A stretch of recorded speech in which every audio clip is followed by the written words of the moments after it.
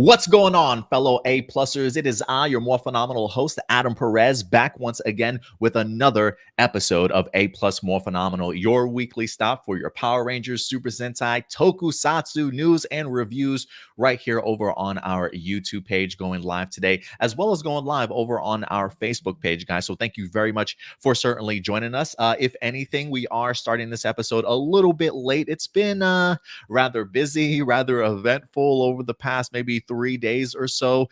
Things are changing very quickly in my life. So today I had to certainly put a pause on things earlier this morning and afternoon and at least push this episode towards the afternoon for you guys. So hopefully you guys will certainly still join me today. So thank you very much for certainly popping on in. So thank you very much, guys, for anybody that certainly decided to go ahead and join us for this afternoon session. We got a couple things on the docket that we're going to be breaking down for you guys as always. Dino Fury episode number 16, even though it's already over on Netflix for you to enjoy, it was a brand new episode over on Nickelodeon today. So we definitely wanted to go ahead and talk about this week's episode, give you guys our thoughts and our reviews. But remember, these are just simply our A-plus opinions. At the end of the day, I want to know yours. What did you guys think of this episode? And in regards to all the articles we talk about today, let your thoughts be known in the live chat or the comment section box below, guys. So thank you very much for certainly joining us. Should be a good episode. Not only are we doing Dino Fury, we got some more Donbrothers rumors for you guys to certainly parse through, if you will, and some Kamen Rider news for you 01 and O's fans as well. So a ton of stuff to definitely get into, and then of course your live viewer questions at the end. If you guys are thinking, hey Adam, there is something different about you today, man, what's going on? It's the glasses, guys. As you can say, let me do my best Vanna White sort of presentation here for you guys as I wind up getting brand new glasses. Finally picked them up today. They were actually ready a couple days ago. This is my first time getting an opportunity to certainly go ahead and pick them up. Calvin Klein, no less, looking slick. I'm a big fan of these. So thank you very much to the girlfriend, Cindy, for helping me pick them out. Because knowing me, I probably would have looked myself in the mirror with any pair of glasses and be like, okay, yeah, I'll take these. Why not? So I appreciate it for all the help there. But so yeah, guys, listen. Things are happening very quickly. Just a channel update for you guys before we get into our main topics and reviews today. For those of you who are curious about what's going on with my life in regards to Cindy and our baby boy that's set to go ahead and be born here rather soon. This past week, we went on Wednesday, I believe, just to go ahead and get a normal checkup, normal sonogram, get some lab work done for her. Everything was certainly looking great with the sonogram and ultrasound. And then we wind up going into to get her lab work done, and they tested out her blood pressure, and it was skyrocketing. So they told her, you got to go to the hospital, even though she didn't feel any effects whatsoever, no symptoms or anything like that. They rushed her over to the hospital, and they informed her that she has what is called as preeclampsia, I believe, which happens with women that are in high risk or have high blood pressure. Sometimes it can cause like seizures and strokes, if I'm not mistaken, in women, and it can really be very debilitating towards the baby if if things don't settle down or whatever the case may be in a short amount of time. So they had her on like magnesium in the hospital the first 48 hours to kind of help out with her blood pressure a little bit, bring things down. They've been monitoring her along with the baby over the past couple of days. Things are looking okay, though. I mean, mama's doing well. Cindy's, after taking her off the magnesium, they have her in another room right now. She's kind of chilling, making sure that she's staying calm and stress-free and keeping her blood pressure down. They're continuing to monitor the baby at this particular point in time. But because of the fact that she does have preeclampsia, they are going to be delivering the baby very soon. Unfortunately, Cindy is not at her full term as of right now. I believe she's only about 33 weeks when we went in on Wednesday. And now the doctors are actually talking about delivering this baby at 34 weeks. So it's looking like Wednesday or Thursday, probably Wednesday, this baby's coming, even though the expected date for our child was supposed to be December 22nd, mind you. So this baby's going to be here like a month and a week early or whatever the case may be. And unfortunately is going to be in incubation as he is going to be a preemie. So if you guys can, please keep Cindy and our son Noah in your prayers as they go through this. She's okay. She's not in any pain or anything like that, but clearly, we're stressed, we're worried, we're doing our best to try and stay positive and be as stress free as possible.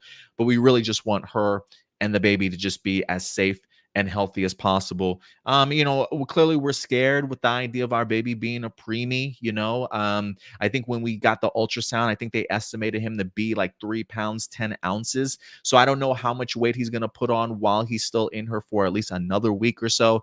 But I'm sure they'll keep him incubated, give his body all the nutrients that he certainly needs to continue to grow outside of the womb, and really just kind of take as best of care of him as they possibly can until he's certainly ready to come home. So keep your fingers crossed, guys, that he is as healthy as he possibly can be, that, the time of him being incubation, that he doesn't have any problems, any setbacks, that eventually we can go ahead and bring our son home as a healthy baby. So please just keep us in your prayers, Cindy, along with Noah, and we'll definitely keep you guys up to date. I do have off the remainder of this upcoming week, with the exception of Friday. I do have to go back to work on Friday, but he will in fact be in incubation, so he's not going to be brought home right away. So that's okay for me right now.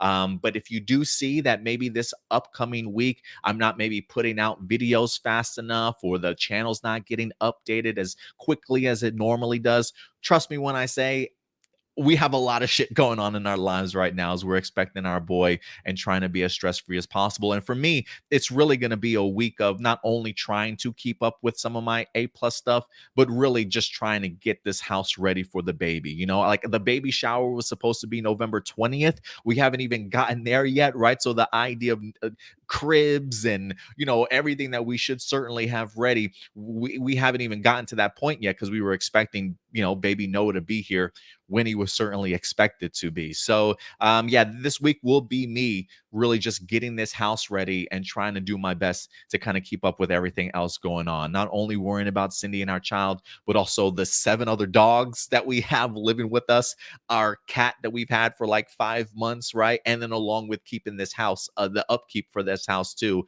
It's going to be a lot on my plate, guys. So just be patient, be understanding, and I'll definitely go ahead and keep you guys updated on our channel through the community tab. So if you're not subscribed and you want to make sure that you're being kept up to date as to the prognosis of our channel and what's going on in my life, subscribe to us and definitely keep an eye on that community tab, guys. That's definitely where we're going to go ahead and keep you guys posted and updated. But with that out of the way, guys, just wanted to give you a little bit of a channel update. If you are following us for our other channel, A+ Hero Report, that we do every Sunday, no new episode tomorrow, guys. There's a lot certainly going on, and Indy and Stuart are not going to be available anyway. It was just going to be me solo, so I'm taking the Sunday off from A+ Hero Report. But let me go ahead and give some shout outs, because I know there's quite a few people here in our live chat today. So definitely go ahead and let me give you guys some shout outs for everybody that certainly joined us, especially in the afternoon, no less. We got Adam Perea in the house. What's up, man? He's just checking in. Appreciate you coming through. We got Power Rangers Legacy. It's morphin' time.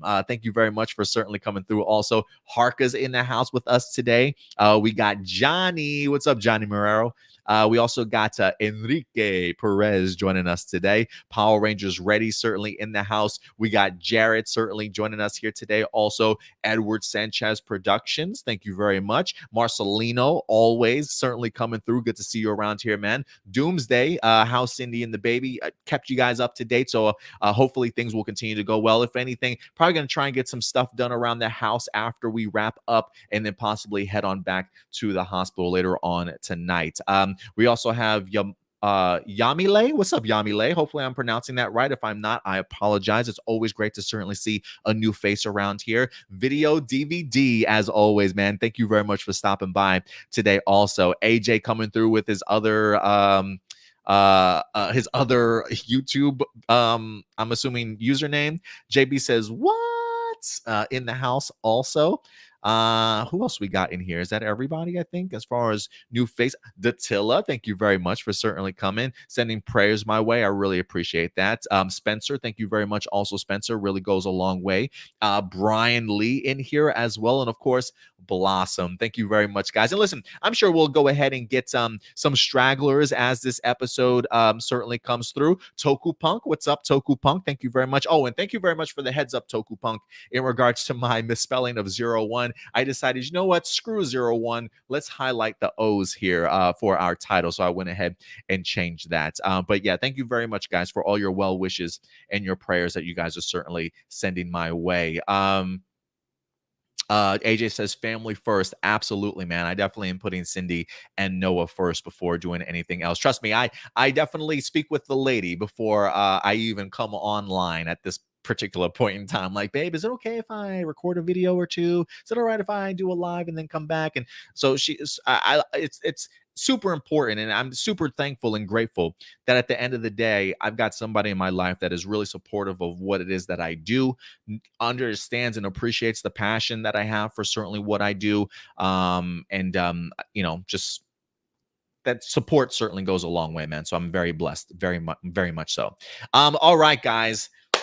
Let's get into this first topic, and that, of course, as always, is Dino Fury, ladies and gentlemen, as we wind up having ourselves a brand new episode here today, episode number 16, titled Ancient History. Now, while we got ourselves a little bit of a tease of Aiyon in last week's episode with the appearance of the Gold Ranger coming through to save our Dino Fury Ranger's ass at the last minute, great to certainly see that tease, even hear Jordan Fight's voice a little bit. But this week, guys, is the week that Jordan Fight takes over, as he wind up getting a spotlight episode in here along with Russell Curry himself as Zayto, the Knights of Rafcon in action here this week. And I really enjoyed this episode, man. I truly did. You guys know I'm a sucker for great flashbacks, and I love the way that they actually utilized it in here, going back to Rafcon, getting us the opportunity to kind of see the war that happened. Some of the revealing secrets that we had in this week's episode truly did go a long way, and I think even getting the opportunity to see Zayto and Aiyon together really goes a long way. Now that we have somebody else from Rafcon here in Aiyon, I think it's going to do wonders for the Zayto character and where he goes. Now that he's got somebody that he can relate to, that he can honestly connect to, not feel as sort of a fish out of water as he certainly has over the past few episodes since the season started. Now he's got a very familiar face and clearly a very close and best friend to him. And despite the maybe situation that we had in this episode, some of the ups and downs, by the end of this episode, when you do see Zayto and Aiyon certainly on the same page, it makes me think that, man, this is going to be a great relationship and friendship for them to certainly focus on as the season definitely continues. And can I just say this real quick? I also love this episode in the sense that we get two strong Black men representing this culture and being able to go ahead and lead this episode in here, getting to see Zayto as the Red Ranger along with Aiyon as the Gold Ranger.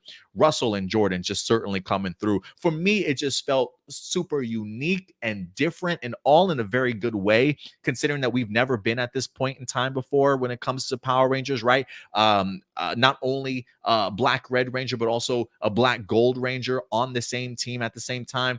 I absolutely love what we've been able to see so far in just this one episode. And I really hope that they certainly deliver. If they deliver like they did in this particular week's episode, this season is definitely going to go a very, very long way. So I absolutely loved it. The morphing sequence in here I thought was certainly great. I was really hoping for a more full roll call, right? With everybody getting that opportunity to, say who they are and things like that. Close, but not a full roll call here in this episode. And I guess if anything, those moments feel very much like they come when the team is fully on the same page. And so since the fact that I think we had Aiyon and Zayto, having some issues, some pushback towards each other, maybe that's why we didn't get a full roll call itself.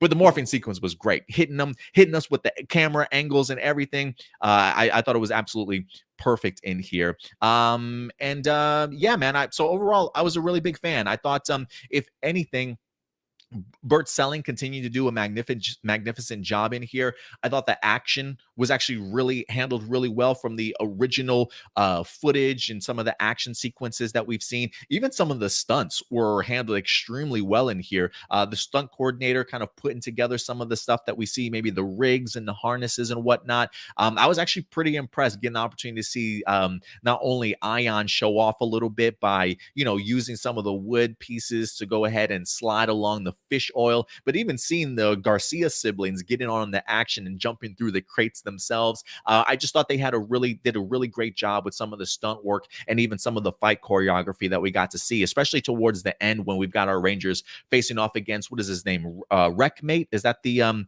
villain that winds up popping up in here towards the end? Getting the opportunity to see like some of the moves they were doing on the stairs, seeing like Amelia flipping off backwards off of one of the banisters and stuff. I mean, they really did go all out when it comes to the action, and even the opportunity to see the new Zord in action, the Mosa Razor Zord, if I'm not mistaken, looks great. I love the design of the Mosa Rex over in Real Soldier, so to see it actually in here for Dino Fury, I absolutely love it. One of those things, while I wasn't necessarily the biggest fan of Real Soldier, if you're telling me we're adapting Real Soldier for Power Rangers, the suits, the Zords, and the action is really what always stood out to me. So the fact that US audiences now get the opportunity to see how cool some of these Zord designs are, the mobility of the Zord also truly does go a long way. So love the new Zord that we had in here, even a little bit of the underwater battle too. And if I'm not mistaken, I think when it comes to villains, I think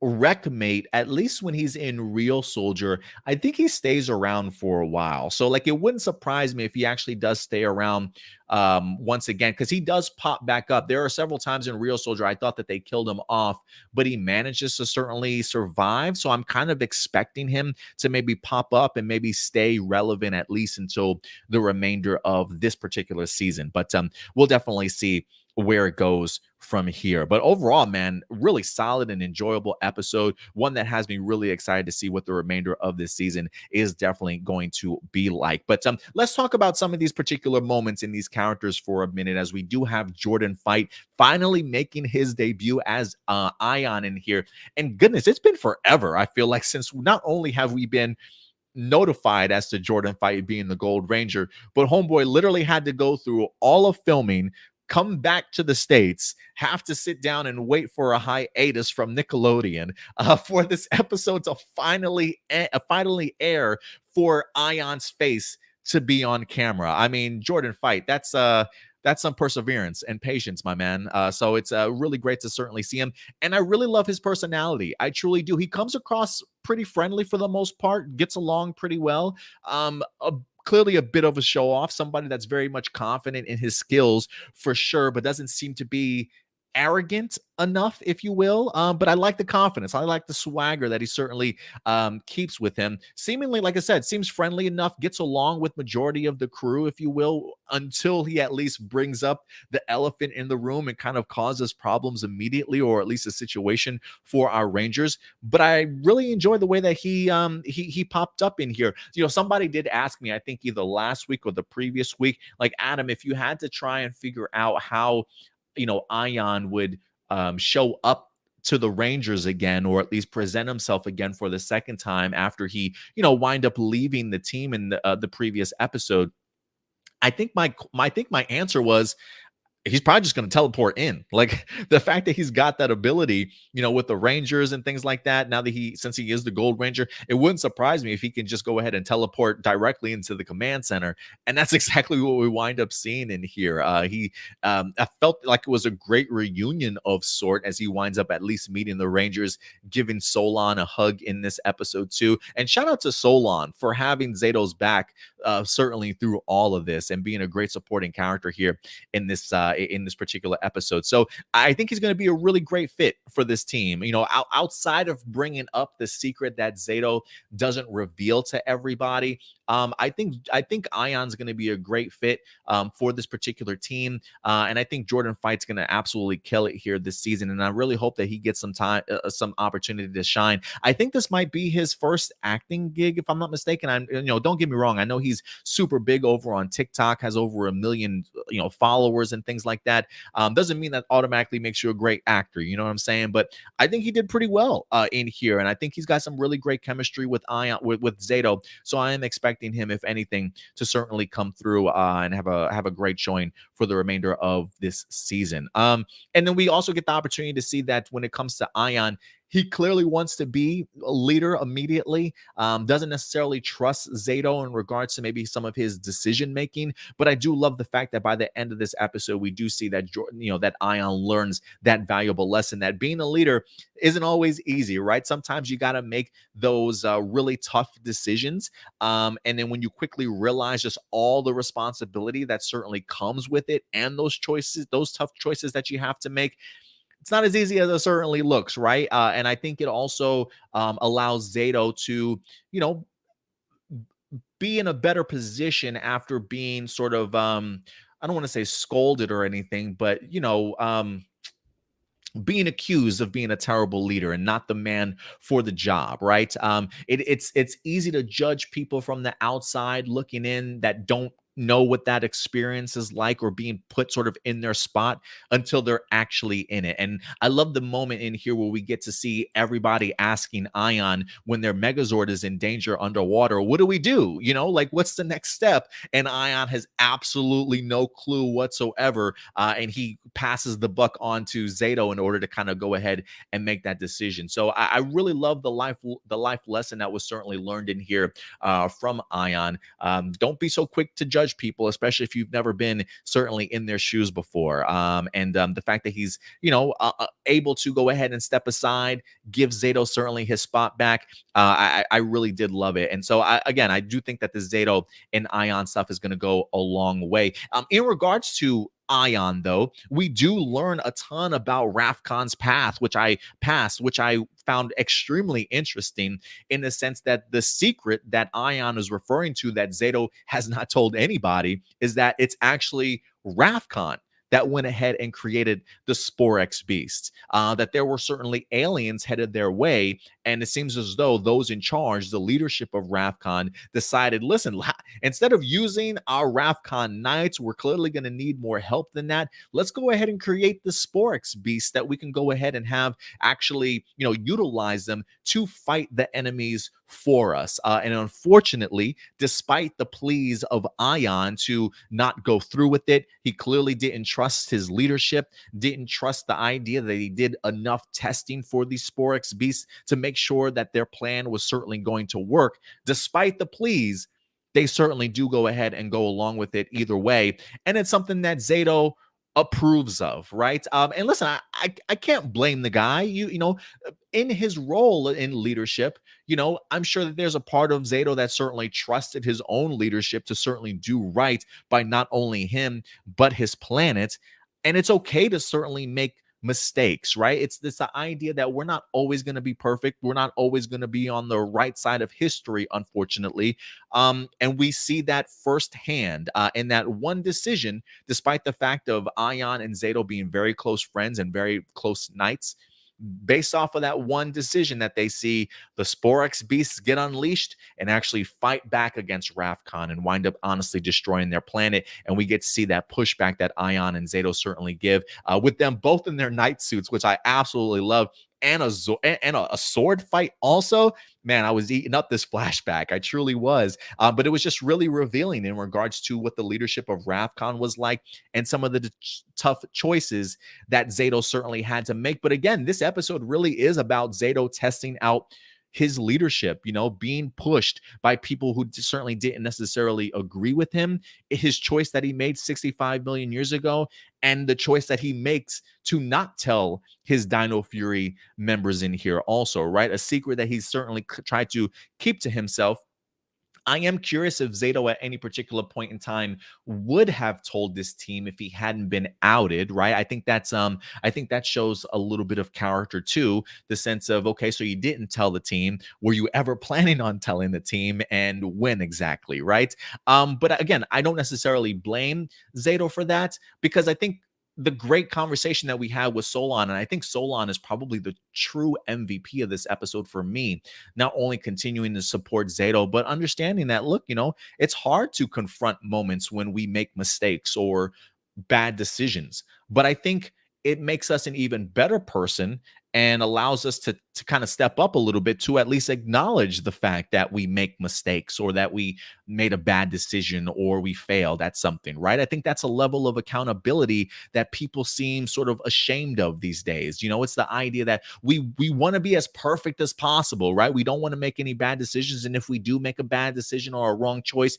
you know, we want to blame it on something else or, you know, point the finger at somebody else and not really look inwardly. You know what I mean? But it takes guts, and it takes a real big leader to be able to look inside and acknowledge, you know, like, yeah, I messed up. You know, I made a mistake, and unfortunately, these days, a lot of people don't hold other people accountable or even are accountable for themselves. So the fact that Zayto, you know, has to take kind of a step back, get some advice from somebody, understanding the fact that sometimes being a leader means taking a step back and letting things happen, and then, you know, being able to step in when it's ready for your time to certainly take that place once again. So I thought we had some really great life lessons in here, man. First, don't judge a book by its cover unless you're actually walking in that person's shoes, and also the idea of being accountable and being able to admit your own faults and your own mistakes, because if anything, failure in life is what allows us as human beings to get better and to improve upon ourselves and hopefully not make those same mistakes again. And it always makes us a better people at the end of the day. So I thought Zayto was great in here. Again, Russell Curry just coming through in regards to the leadership of this team. I was just really, really impressed, honestly. And even getting an opportunity to see Zayto doing some training sessions with our Rangers at the beginning of this episode. I loved it. It reminded me very early on in this season when we see him training our Rangers for their morphing sequence alone and things like that. It really does go a long way. So yeah, man, awesome stuff. And then even getting to see the little playful fight between Aiyon and Zayto in the command center when they're, you know, they're sparring against each other, trying to see who's better in regards to their skills nowadays, sort of thing. It really left a great heartwarming feeling for me, and honestly just gave me goosebumps to see these two squashing the beef and the issues that they had in this episode and remembering their friendship through and through. And, you know, even getting to see the opportunity of, you know, the Mosa Rex Zord being activated. It almost reminded me, and I don't know if you guys have seen Scott Pilgrim versus the World, but anytime Scott Pilgrim achieves something, it's like Scott Pilgrim has learned or has gained the power. Like it levels up each and every time, right? And so it feels like Aiyon wind up gaining the power of friendship in this episode, and all of a sudden his Mosa Rex Zord winds up being activated, right? It's the power of friendship that literally made his ability spike, and I think that says a lot and certainly goes a long way. And even just seeing that scene when they explain it, and you know they've got the shot of the Rangers sort of head on as they're watching Aiyon and Zayto playfully spar with each other, it really did give me goosebumps and just felt really heartwarming to see the reactions of not only Kai, but, you know, or I should say Ali and Javi, but also really Amelia and I think Izzy reacting to those two and seeing how close their bond and friendship certainly was, really did go a long way for me. So I was a really big fan of this episode, guys. I truly was. And again, my honorable mentions does go out to Solon being the MVP for not only having great advice, but being really one of the only people that stuck by by Zayto's side when the Rangers seemingly felt kind of wronged about the idea that Zayto kept that secret from them. You know, there's a part of me that feels maybe the Rangers reacted a little bit too harshly. Like Amelia really came in with that stink eye towards Zayto, like, you didn't tell her. I was like, oh shit, she really pissed off about this idea. But you know, I get it. Some people certainly feel wronged about it, but I gotta say, if there is anything about that does, I don't want to say,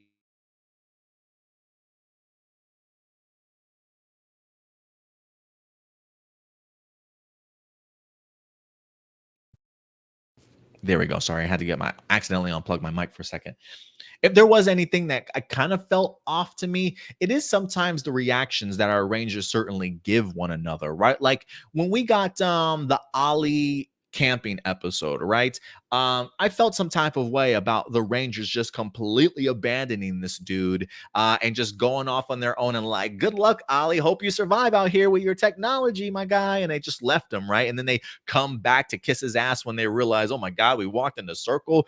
Ollie's clearly got the best idea. We should have just stayed here originally. Sometimes I feel like the Rangers, just writing wise, maybe react too harshly to things that certainly happen, right? Like sometimes I wish outside of Solon that maybe, can I get one Ranger that maybe is like on Zayto's side or is at least a little bit understanding, like, well, you know what, guys? I mean, listen, we don't know the situation Zayto was in. We can't really blame him. And then maybe have like one or two Rangers kind of still be resentful or be upset about it, and kind of go on that journey with Aiyon of understanding Zayto's position a little bit better, right? Like it's the idea of building these friendships and this teamwork and stuff. And we've had 16, 15 previous episodes.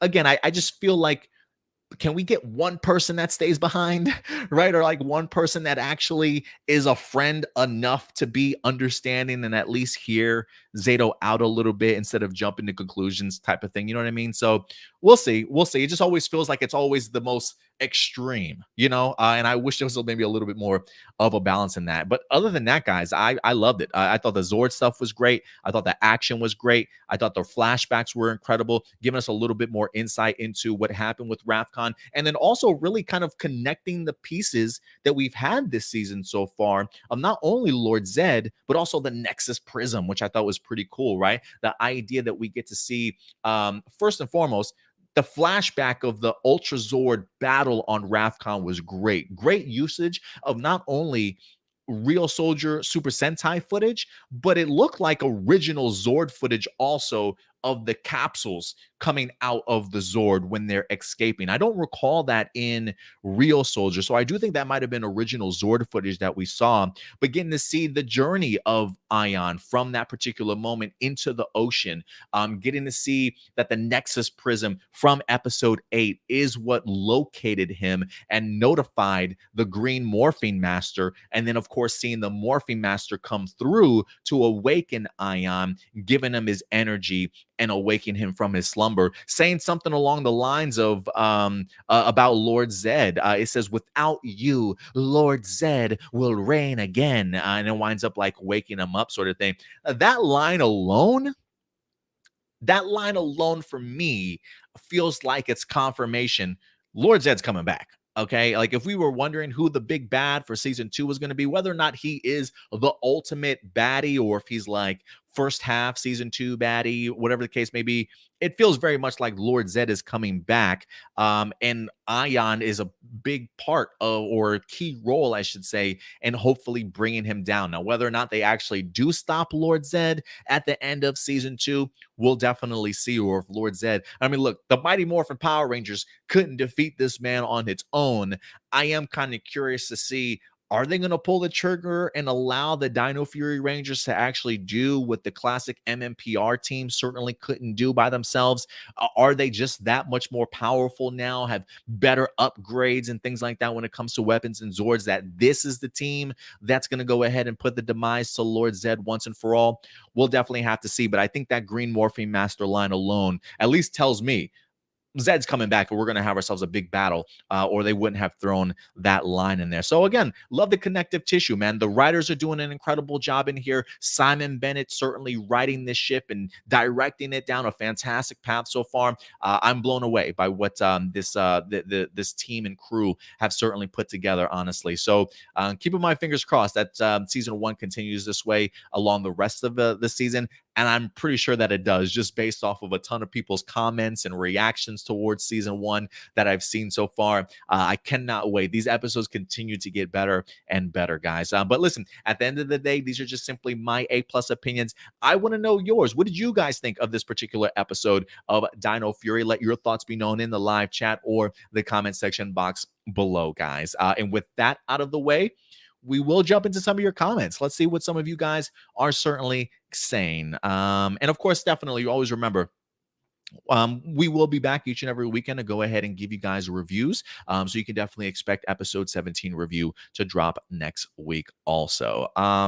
Video DVD. He says, what a twist for Zayto backstory, but Bert Selling did it again. Yeah, great musical choice once again by Bert Selling. Always gives me goosebumps whenever I listen to his compositions and things like that. But yeah, I did like the twist in Zayto's story. Just reading the episode description, I wasn't sure what that secret was that Zayto certainly had that he was hiding from his team. I can understand why he would. That That's certainly a very hard pill to swallow, to know that you had some sort of um, impact in regards to what happened to Raf Khan. I got to think that Zayto's walking around with a lot of grief on his chest, a lot of blame that he certainly does, but to be put in that tough situation would have been tough for anybody. And I think that's something that Aiyon, by the end of this episode, truly understands. When you have to make a decision on the spot, sometimes we make the right ones and sometimes we don't. We make the wrong ones, and sometimes that's guilt that we have to carry around with us when we do make the terrible ones. And I think Russell Curry did an amazing job in regards to showcasing that in here. Again, Russell and Jordan really delivered for me, really delivered in here. And again, the fact that we don't see this very often in Power Rangers in regards to a lot of our two big main leads being very strong black men, to be able to see what they're able to do, especially in just this episode alone. Yeah, man, I'm here for it. I'm here for it. They're doing an incredible job, and I love the twist in Zayto's story. It definitely goes a long way for me. So I definitely agree with you there, Video DVD. Let's see here. AJ, he says, I'm so happy Adam finally got to see Jordan Fight's full debut. I love how he appeared. Love the Gold Ranger suit. Yeah, it looks clean, especially in original footage. It looks clean. Oh yeah, see, especially in brand new footage. Yeah, I totally agree with you there. So cool that he and Zayto got history together. Yeah, and I'm glad it is somebody that he connects with and that he immediately recognizes and has that past with, because I do think that it will go a long way for the Zayto character as we push forward.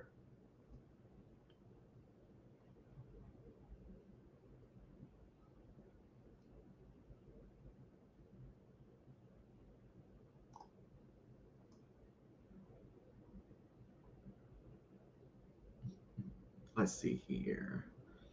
Oh, we got Frankie in the house. Thank you very much for certainly joining us, Frankie. I appreciate it. Blossom, please send little Noah and his mama my regards. I definitely will, L'Oreal. Thank you very much for passing that along. I appreciate it. Tilla thinks this was a fantastic episode. Yeah, I definitely would agree with you there. It had a little bit of everything that I was really hoping for. Really deep story, really great relationship development in regards to these two friends in here. Great battles, great action, incredible music composition. It really did have a little bit of everything that I can ask for. And of course, great flashbacks to fill in that backstory and just continue to build that lore.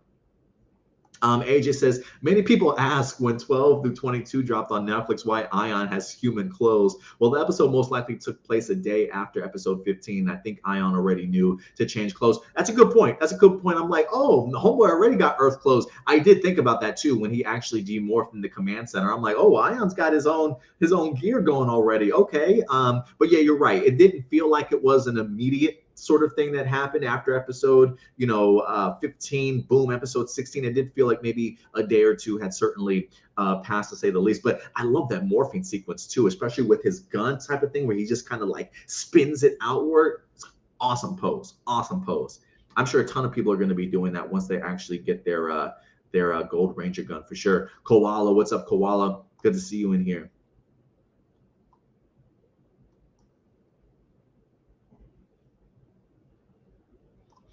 Johnny says, I already saw episode 16 on Netflix, and yo, Aiyon, the man, the new Gold Ranger, he is amazing. And I love the crate trick strategy he used. Love this episode, Adam. Yeah, I thought it was great. Again, great stunt coordination, great fight choreography. I had a lot of fun getting the opportunity to see what Aiyon and even the Garcia siblings were able to do with that crate trick. Damn fish oil, right? As slippery as it comes. I don't really mess around with fish oil too much, but I'm sure it's rather slippery. Poor Aiyon, right? I mean, poor Zayto, right? Like just trying to show off, like, hey guys, don't worry, I got this. Let me show you my leadership skills. And immediately is the first person to have problems. So I absolutely loved it. Let's see here. Blossom says 2 Black Rangers in one team is the best in PR history. This inspired me to have more for the unadapted Sentais we're adding to. Yeah, they went a long way, man. They killed this episode.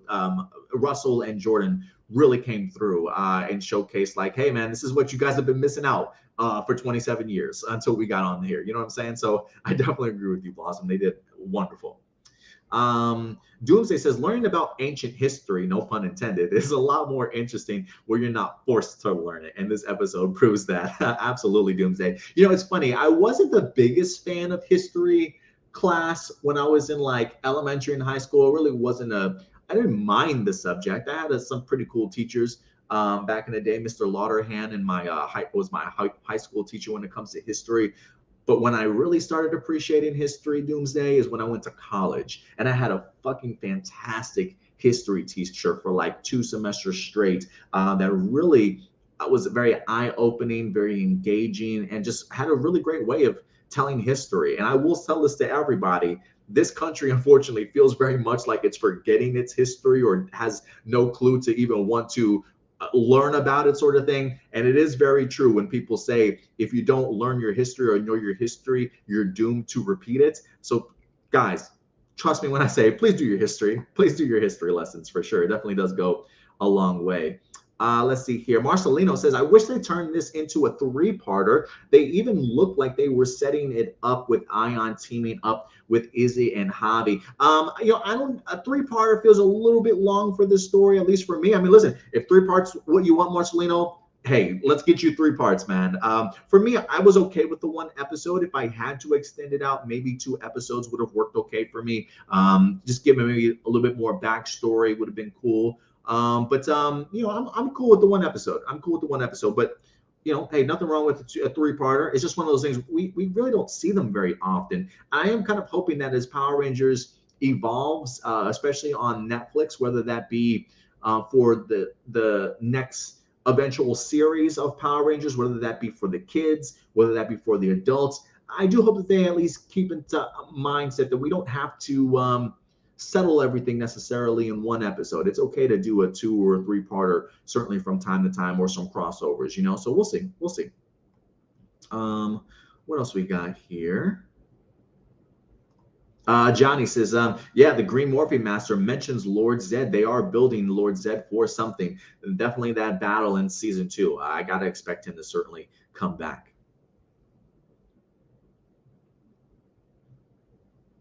Johnny, also a big fan of the Mosa Razor Zord. Awesome battle. Love the underwater battle. Yeah, me too. We're going to see a few of those, I feel like, especially in regards to with the Mosa Razor Zord now being around. It wouldn't surprise me if we do get ourselves more underwater battles.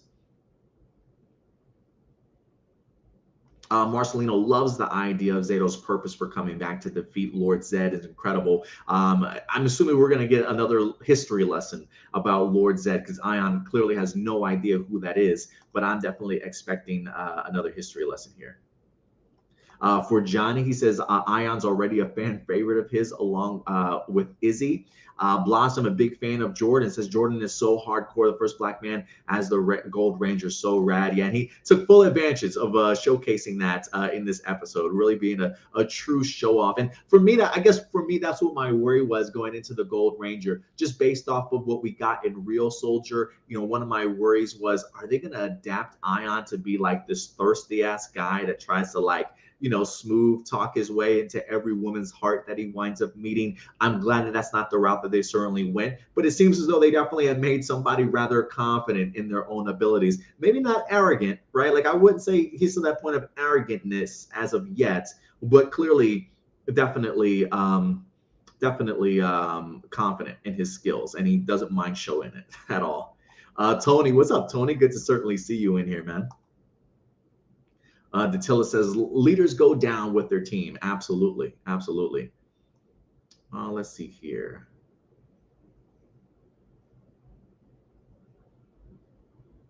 Power Rangers Ready says that flashback to Ravcon was epic. Zayto was the one responsible for unleashing the Sporex. I mean, yeah, he at least came down with that final approval. You know, clearly the other leaders already had that mindset, like, hey, we got this, you know, this component and this technology already built, sort of thing.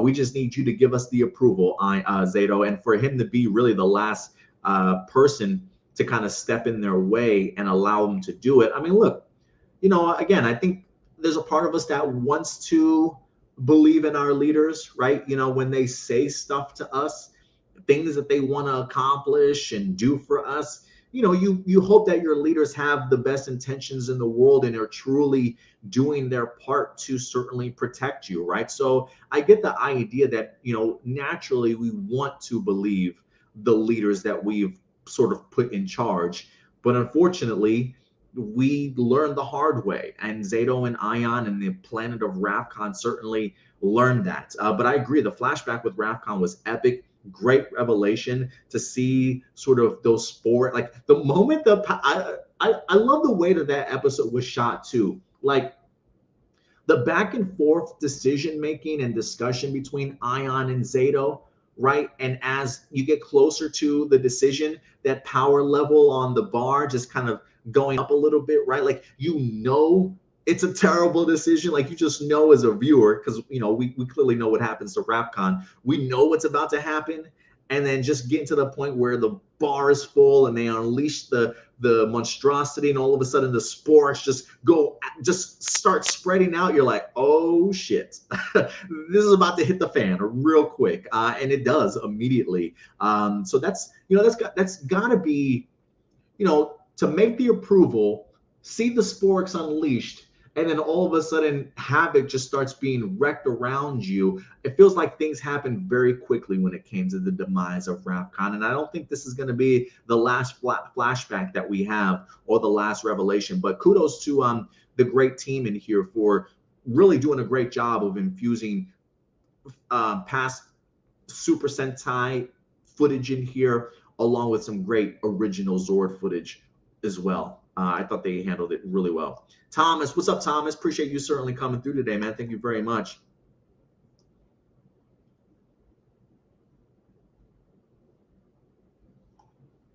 Enrique says, have you checked the morphing sequence in the roll call for the Six Rangers? The US on Nickelodeon was extended. Oh, it was extended on the Nickelodeon. So I see, I'm watching, the episodes that I'm watching came from the episodes that popped up in the UK earlier.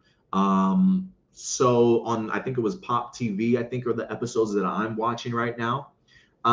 So I have not watched the one that aired on Nickelodeon. So are you saying that it is a full roll call on the US version? Maybe I should jump to Netflix then and check out episode 16 again. I am wondering if it is a full roll call on Netflix and Nickelodeon, since it's here for the US. I might have to check it out, because the one that I watched on Pop TV, it is everybody morphing, don't get me wrong. But, you know, towards the end, after the masks go on, sometimes you'll get Zayto flipping his, you know, sword and the cool effects and stuff. And then it's the next Ranger, you know, saying their names and stuff. I didn't see that from the Pop TV side of things. So maybe, if that's what you're saying, maybe I need to go back and certainly check that out, because that's what I was hoping for. That's what I was hoping for. Thomas says, why are you following the Nick algorithm if every season? One, it's just easier for me in regards to being able to drop my reviews, because I'm not going to sit here and watch all of them and then spend days back to back to back to back having to do reviews. For me, especially when I already have so much on my plate as it is easier for me to just watch these episodes sort of one at a time. Because again, guys, I do a ton of content each and every week, not only for stuff that you guys see on our YouTube page. This isn't the only YouTube channel that I have either, right? So I'm pushing out content on this channel, on my other channel, but I also have a Patreon too that I wind up doing, that I have to go ahead and do content for also. So I'm super busy during the week. So sometimes following the Nick algorithm in the sense of one episode dropping a week is just easier. It's just easier to go ahead and do it. And honestly, sometimes if we do have brand new viewers here to the channel, you know, maybe they are not aware that Dino Fury is currently on Netflix, and maybe some people still, regardless of being able to watch it on Netflix, maybe some people do wake up in the morning and check out Nickelodeon's newest episode or whatever the case may be. So one, it's easier for me, and two, I just try and make it convenient for other people also. And for me, it lets me celebrate Dino Fury each and every week instead of just watching Dino Fury, dropping them all, just leave all right away, and then what am I going to talk about? So this actually gives me more content to certainly talk with you guys about. Thomas asked me if I've seen any leaked clips of Santoro waking up. No, I've seen an image. I've seen. I stay away from spoilers, man. If I haven't watched the episode, I don't want to look at it. If anything, I have seen like a thumbnail of somebody talking about of Santoro's eyes open. That's enough for me, man. So I don't need to see no clips. I don't need to see no clips. AJ says, did you expect the others to gang up on Zayto after Aiyon told them what he did? I thought it was a very good act and must have taken a few takes to shoot that. No, I did not expect it. I expected a few, but I didn't expect everybody. And I don't feel like everybody did. Like, I feel like Chance and Ollie were pretty quiet. It would have been nice if Ollie or Chance were like, hey, man, it's okay, Zayto. Like, I can understand why you maybe didn't want to tell us. That's a hard pill to swallow. But no, Amelia and Izzy gave them those stink eyes. They were pissed. I don't blame them for being pissed. Some people handle things completely differently. So I totally get it. It just would have been nice if, again, maybe one of it, you know what I'm saying? Maybe one of it.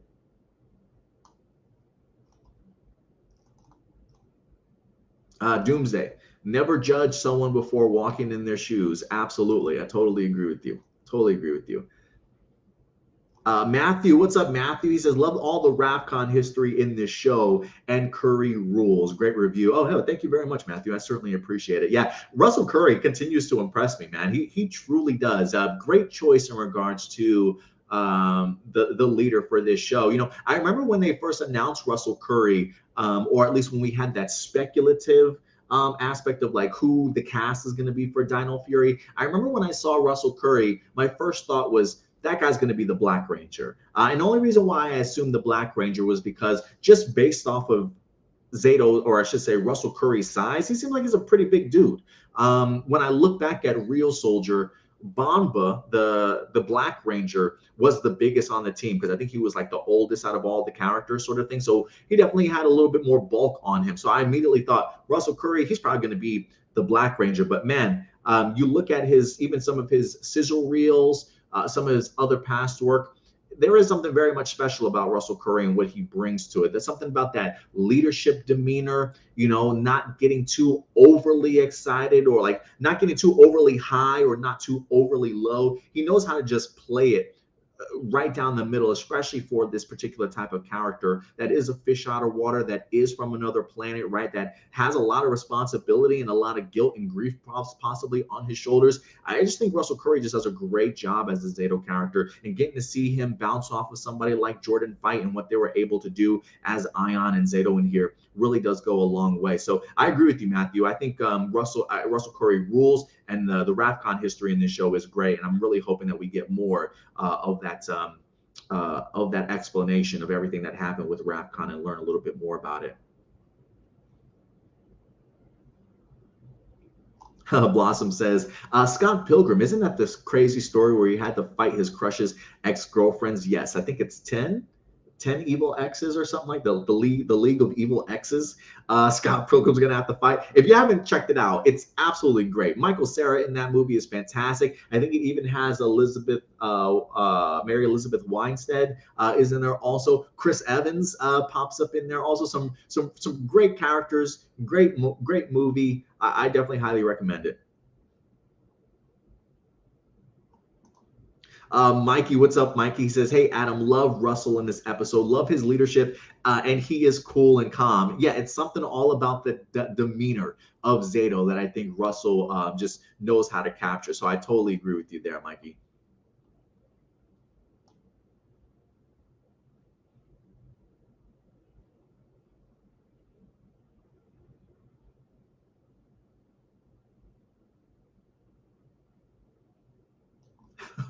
Oh, wait, some A plus opinions commented, "Hi, Papa Perez. I'm assuming maybe that's Indy or somebody else from, I don't know who that is." Blossom says Solon is definitely awesome. If Zordon were still here, he would be proud of our. Oh, I totally agree with you there. I totally agree with you there. Mikey says, he says, hated how quickly they turned on him. See, that's the one thing that I was talking about. Like, if I did have an issue with the episode, it's the fact that the team, literally, like the whole team kind of turns on this man immediately. It just would have been nice to have somebody else outside of Solon give that balance. You know what I'm saying? Like, it would have been nice, but they tend to do like go to the extreme. Like, Ali, the team just left Homeboy behind to his own devices. And in here, they're like, oh, you had a secret from us, Zayto? You didn't tell us?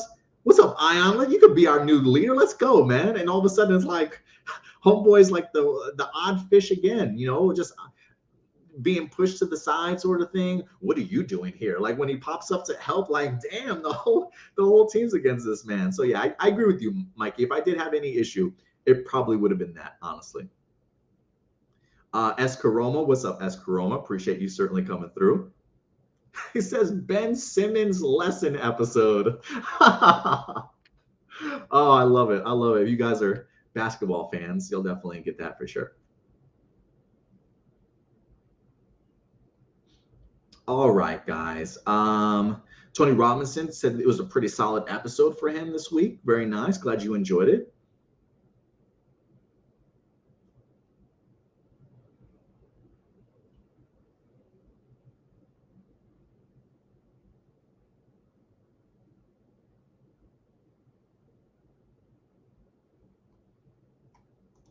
Marcelino says Simon Bennett did confirm that the writing staff is restricted to have the Rangers can't bicker and fight with each other more than an episode because it's not very Ranger-like.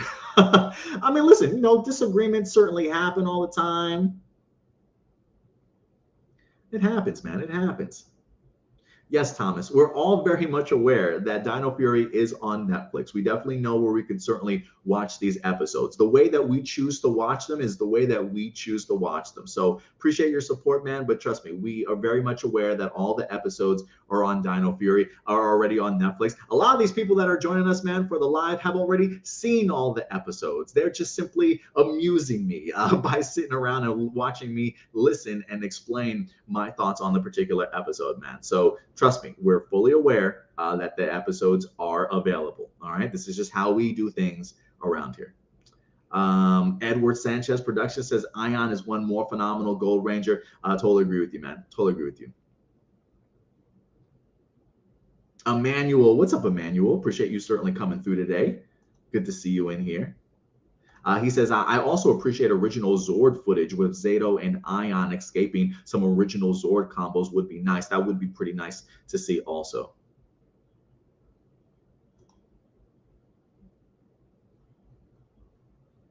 Jordan, what's up, Jordan? He says, watching episode 17 today. Can't wait to watch the rest of the season. Definitely go ahead and let us know what you thought of episode 17, Jordan. No spoilers for me, please, but definitely go ahead and give me your heads up in regards to it for sure, man. I hope you enjoy the episode. I'm looking forward to checking it out this week for sure.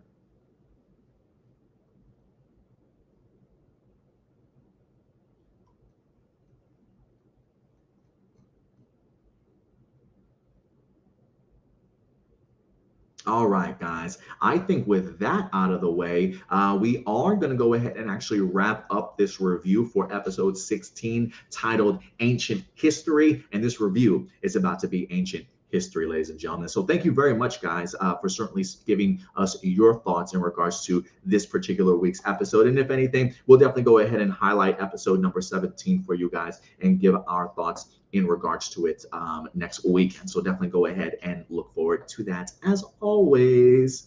All right, guys. With that out of the way, we actually did not have a lot of Power Ranger news this week. I was actually a little bit bummed and upset by that. Outside of just the newest episode that at least dropped over on Nickelodeon today. So it was a little bit bummer. I was kind of scoping through Twitter to see if anything would pop up, going over to some of my sites. Didn't really see anything else Power Ranger wise worth talking about. If there is anything though that you guys want me to talk about from Power Rangers that might have happened this week, feel free to go ahead and throw it in the comment section, or apply it to your guys' live viewer questions, which actually I did not even add the overlay for the live viewer questions today. Let me go ahead and get that uploaded. So if you guys do have any live viewer questions that you want to go ahead and submit over to us, you can do it at any time during the week. Doesn't have to be today, but any particular point in time during the week, whether you read a Power Ranger news article, whether you watch a Super Sentai or a Power Ranger episode, if you have any questions in regards to it, feel free to submit it over to us at any particular point in time through the week at aplusmorephenomenal@gmail.com. Again, that's aplusmorephenomenal@gmail.com. And then, of course, we'll get to your questions at the end of the episode. But we will go ahead and transition over to some tokusatsu news for you guys today. As Kamen Rider has been super big in the news as of late, we do know that when it comes to Kamen Rider, Toei is not playing around in regards to trying to launch it here in the States, also trying to get more eyes on its product and things like that, making it a little bit more accessible and easily accessible for us here in the States.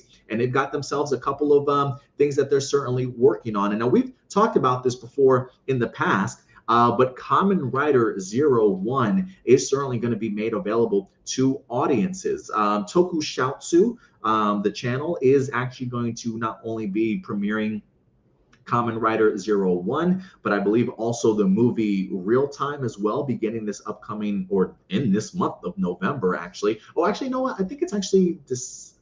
Hold on, let me double check that, because something tells me it's in January. Let me see, though. I think it's November. I do think that it is November that it begins airing. We'll talk a little bit about this, because this week, guys, they went ahead and actually announced that Kamen Rider 01 is getting a full Blu-ray release, which I'm super pumped for. While I haven't finished all of Kamen Rider 01, I will say this: the special effects, the technology used, the footage, I mean, it looks clean. This is actually a suit of mine I'm actually a really big fan of, and one that I would not mind seeing in the highest and best quality. So I know it's not no 4K or anything like that, but listen, Blu-ray is certainly good enough for me. But it is available. If you guys are interested, Kamen Rider 01's Blu-ray set is now available in regards at least to pre-orders, guys. So let's go ahead and dive into this article real quick, give you guys a little bit of an idea as to what you can expect from this Blu-ray set. So this is from Nerdist.com. It says Kamen Rider 01 Blu-ray pre-orders are open now. It's been a big year already for fans of Kamen Rider. To mark the Japanese tokusatsu series' 50th anniversary, we've learned about a new big screen outing in Shin Kamen Rider. There will be follow-ups to the beloved series Kamen Rider Black and Kamen Rider W. And as we told you back in April, Kamen Rider Ryuki is coming to tokusatsu. In that same announcement, we also announced the first American Blu-ray for a Kamen Rider series was on the way. And now we have a release date for Kamen Rider 01 on Blu-ray, January 25th of next year, 2022. January 25th of 2022. It says pre-order today out at shoutfactory.com. So if you guys want to go ahead and pick up your copy, shoutfactory.com is the place to go ahead and pre-order it, because it will be arriving January 25th. It also does say on here, pre-orders are set to be available right now at their store. It's an 8-disc collection. 8-disc collection that contains all 46 episodes of 01, plus the movie Real Time and 5 special episodes. That is, by your count, a lot of Kamen Rider 01 to enjoy. So it looks like it's stacked, guys. I know that there are other Kamen Rider 01 movies out there. I believe like maybe 1 or 2 Kamen Rider others, if I'm not mistaken. But it doesn't seem as though those are going to be on this set. So on this disc set. So 8 discs, 46 episodes, plus the real-time movie and 5 special episodes. I'm not familiar with what those special episodes are, but maybe they are some of those other Kamen Rider other stuff. Who knows? But I'm sure maybe if you go to shoutfactory.com, they might have it themselves an actual full breakdown of maybe what those 5 special episodes are, but don't quote me on that. But definitely go ahead and check it out. 01 is the only one on Blu-ray. Needless to say, it's a pretty big deal, and I absolutely love the cover here. It looks like this was taken directly from the Kamen Rider 01 poster, promotional work and poster that they had when the season itself actually started. But definitely go ahead and check it out. So January 22nd, it arrives, or excuse me, January 25th, it certainly arrives. And if you want to go ahead and pick it up, pre-orders are available. It says also look for Kamen Rider 01, the complete series with real time to stream on Tokushoutsu in January. So it is going to be released on Tokushoutsu to be viewed in January. And you can also have your complete disc set of Blu-ray starting January 25th, guys. So yeah, definitely go ahead and show your support. And if you get the chance to, definitely go ahead and pre-order. Again, this is a series that I definitely want to check out. There are a couple of Kamen Rider series I have on my dockets of things that I definitely want to go ahead and check out whenever I get the opportunity. I want to revisit 01. If anything, W has been pretty with I think with the sequel to Kamen Rider W coming out in animation form, there is a part of me that wants to go ahead and check out Kamen Rider W. And while I haven't watched Kamen Rider O's, I've been hearing a lot of great things in regards to it. I can see the excitement that people are having in regards to the next upcoming announcement that we're going to be talking about.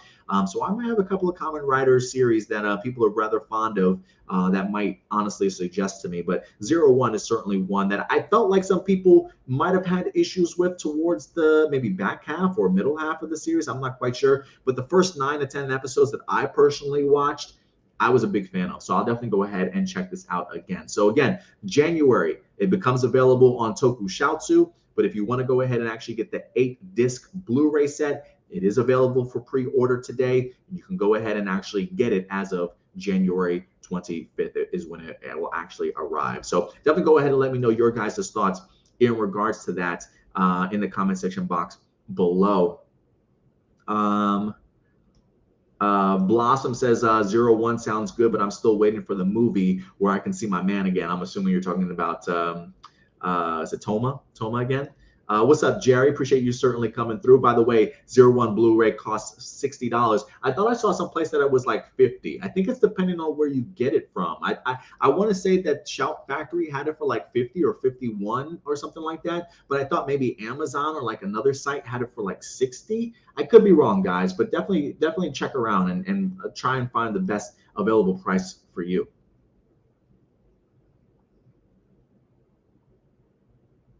Mikey says, he's only seen Kamen Rider Build. Well, hey, this is your opportunity to certainly go ahead and check out a new one. And the first one for the brand new Reiwa era over in Japan, if I'm not mistaken, I believe Kamen Rider 01 is. So it definitely feels very much like, I think, like a fresh start, if you will. So maybe worth checking out, Mikey. It's something I'm definitely going to go ahead and check out myself. Maybe we both should. You know what I'm saying? Maybe we both should. All right, guys. And speaking of more Kamen Rider, we might as well get into our next topic, as it seems as though Kamen Rider O's is coming back, guys. We've got more Kamen Rider O's for you. To be honest, because of the fact that this is a series that I have not watched, trying to figure out what to call this show was a little bit confusing to me. I'm like, is this Kamen Rider 000? Is this Kamen Rider 000? Is this Kamen Rider OOO 000? Like, how do they pronounce it? I literally had to go and check out another YouTuber, Japanime. I was like, because he talked about it. And while I didn't watch the whole video, I apologize, Japanime. I had other things to do. While I didn't watch the whole video, I stuck around long enough to see how he was going to pronounce it. So the fact that he calls it Kamen Rider O's, I'll take it. So if you hate the way I say it, you could blame Japanime for that too. But no, awesome guy. And I don't know if he's an awesome guy. I've never met or talked to the guy before, but always informative, to certainly say the least. And some solid content as well. So definitely check him out if you haven't already. But Kamen Rider O's, apparently everybody that I've seen on Twitter, super pumped for this. This is very much sort of like a 10th anniversary for the series, very much a 10th anniversary sort of movie. Maybe like a 10 years after, if you will, in regards to how they certainly do things when it comes to Super Sentai. I don't know if they normally do that type of thing when it comes to Kamen Rider. So this is a pretty big announcement, I feel like. But for the 10th anniversary, we've got ourselves a Kamen Rider O's movie that is certainly headed our way, ladies and gentlemen. So let's go ahead and get some insight and get some details in regards to what we can expect from this movie, maybe why it's happening as of right now, and really the mindset of hopefully maybe the crew to understand a little bit more of why this is sort of perfect timing and really who's sort of attached to it. So let's go ahead and dive into this, guys. This article does come to us. I think this one is from Tokushoutsu Network. Yes, Tokushoutsu Network.com. It says V Cinex Kamen Rider O's 10th revealed at TIFF. So it says during a talk event at this year's Tokyo International Film Festival, featuring the cast of Kamen Rider O, a trailer was shown revealing Kamen Rider O's 10th revival of the core metals. Why did that all of a sudden like just explode? I didn't mean for that to. How do I go back? Can I go back? I don't know why it, hold on a second. I don't know why it showed up like that.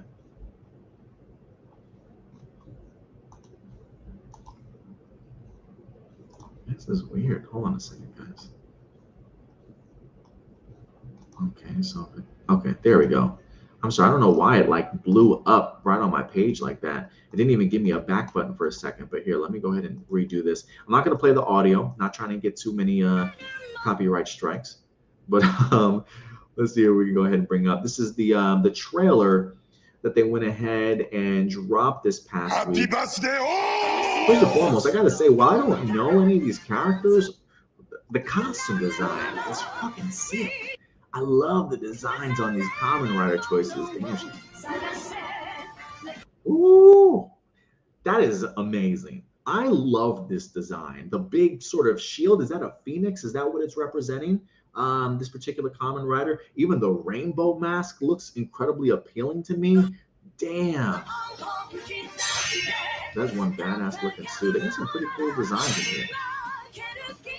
There's a lot of riders. Ooh, you know what that reminds me of? This glove. I don't know if you guys are comic book fans. Back in the day, back in the 90s, maybe early 2000s. I don't know if you guys remember Witchblade. It kind of reminds me of that a little bit. It's what that glove reminds me of, just visually at least.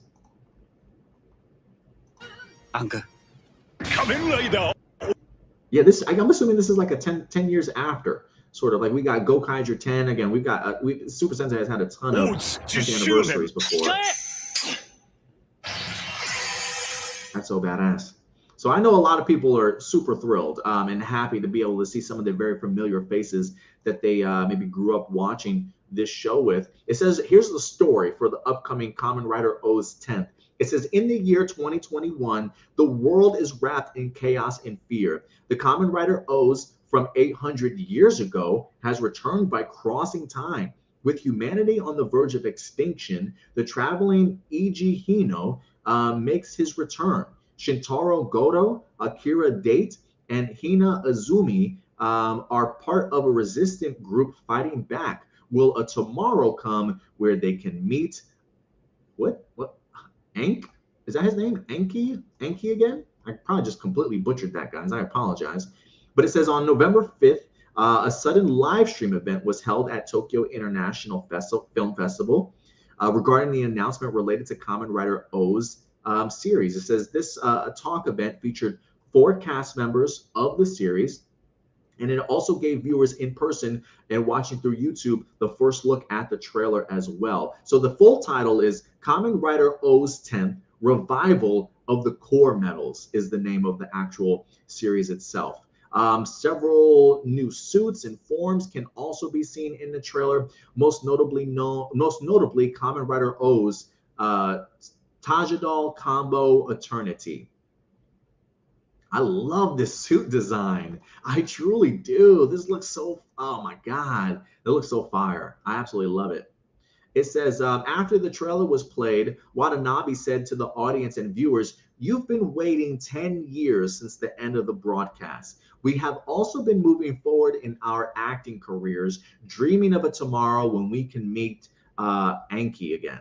It says, thus, it is with great honor that we're able to announce this new movie, he continued. This movie is set 10 years after the final episode. This is EG and Anki's final destination. Please look forward to the continuation of their stories when it reaches theaters in spring of next year.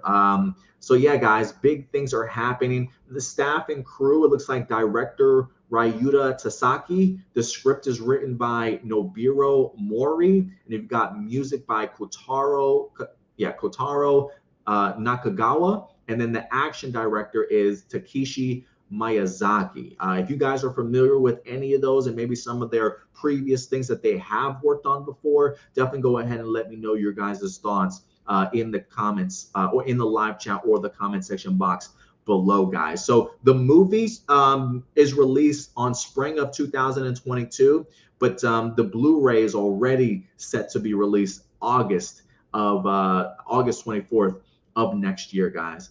So yeah, man, big news for you Kamen Rider O's fans. Get an opportunity to see some of your fan favorites certainly coming back. You know, one of the things that I did hear Japanime reference when he was talking about this, apparently this is like a huge season for Kamen Rider fans. Like some people maybe even categorize this as like the best. I don't know if this is, would this be equivalent to like how people talk so highly about Deca Ranger, right? Like I've heard some people say like for some people this is like the best Sentai that they've seen sort of thing, or maybe like the most original. I am wondering if this is like very well known as like top Kamen Rider series of all time, top 3, top 5 for some people. If you have checked out Kamen Rider O's, what have you thought about it? How do you like the series? Is it something that you recommend? Definitely go ahead and let us know your guys' thoughts in the live chat or the comment section box below. Let's see here. Anybody saying anything about these? Gabriel, what's up, Gabriel? He says, what's up, Adam? The 01 Blu-ray is up for like $50 on Amazon and Best Buy. They have those discounts for both. Yeah, so there you go. I have been seeing $50 or $60 around in regards to the 01 Blu-ray. So definitely do some searching. Jerry, he says, fun fact, O's and Gokaiger both aired in the same year, and the fact that they both got 10th anniversary movies is awesome. I guess that makes sense, right? Now that I think about it, now that we are getting Gokaiger 10, yeah, I guess that would put Kamen Rider O's to be the same time, which is kind of crazy because honestly, I feel like Gokaiger is a pretty popular series when it comes to Super Sentai for a lot of people, and so to have a series like Gokaiger and then right next to it have Kamen Rider O's, that again, from the excitement level that I've seen from Twitter, from some of the things that I've heard from people, this is like a legit series of Kamen Rider. That had to be a good year for Toei. Like it's hard to imagine like that's an incredible year to have Super Sentai or I should say have Gokaiger and Kamen Rider O's like just hitting on all cylinders in the same year. That had to be a great year. Was that like the last great year for Sentai and Kamen Rider back to back? I don't know. You guys certainly let me know.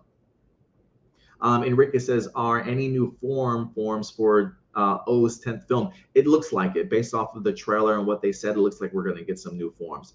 Not Ultra. What's up, Not Ultra? He says, your pronunciation of O's is correct. As far as the 10 years after, I'm excited. O's is a good season, and I'm excited to see the characters back. 2 10-year after movies is exciting. And he says, for me, I wouldn't say it's the best, but it's good. Well, that's good. Thank you for the insights, Not Ultra. And yeah, I got to agree with you. Like for me, I know I'm super pumped for Gokaiger 10.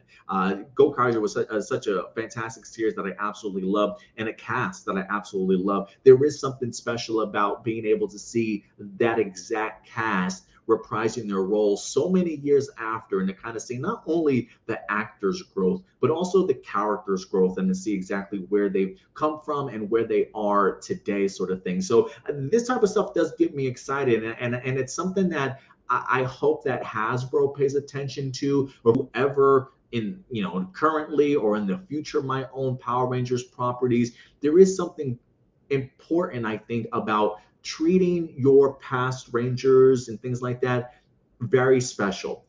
Taking good care of them, making sure that they're in a good position, so that they not only build trust in the content that you're putting together, but also want to come back and reprise these roles and understand the impact that they had in playing with these characters. The fact that Toei is able to do this with so many of their properties, I think just showcases just one, how much the actors love their job and love being represented as these characters. But I got to think that that means that they've got great relationships with Toei, and their communication is always open, and they are looked out for.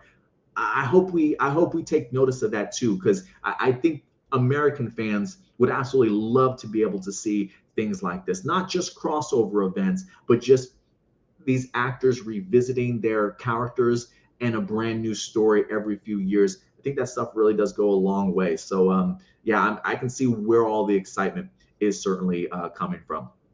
But with that, guys, we will wrap up that particular story. And we've got one more topic that we're going to be breaking down for you guys today before we move on to your guys' live viewer questions. And that is in regards to more Donbrothers rumors, ladies and gentlemen. That's right. The hits, guys, they just keep coming. The hits just keep coming as we do have ourselves some more information here. Real quick, I do want to bring this up because I have mentioned this to you guys before in the past.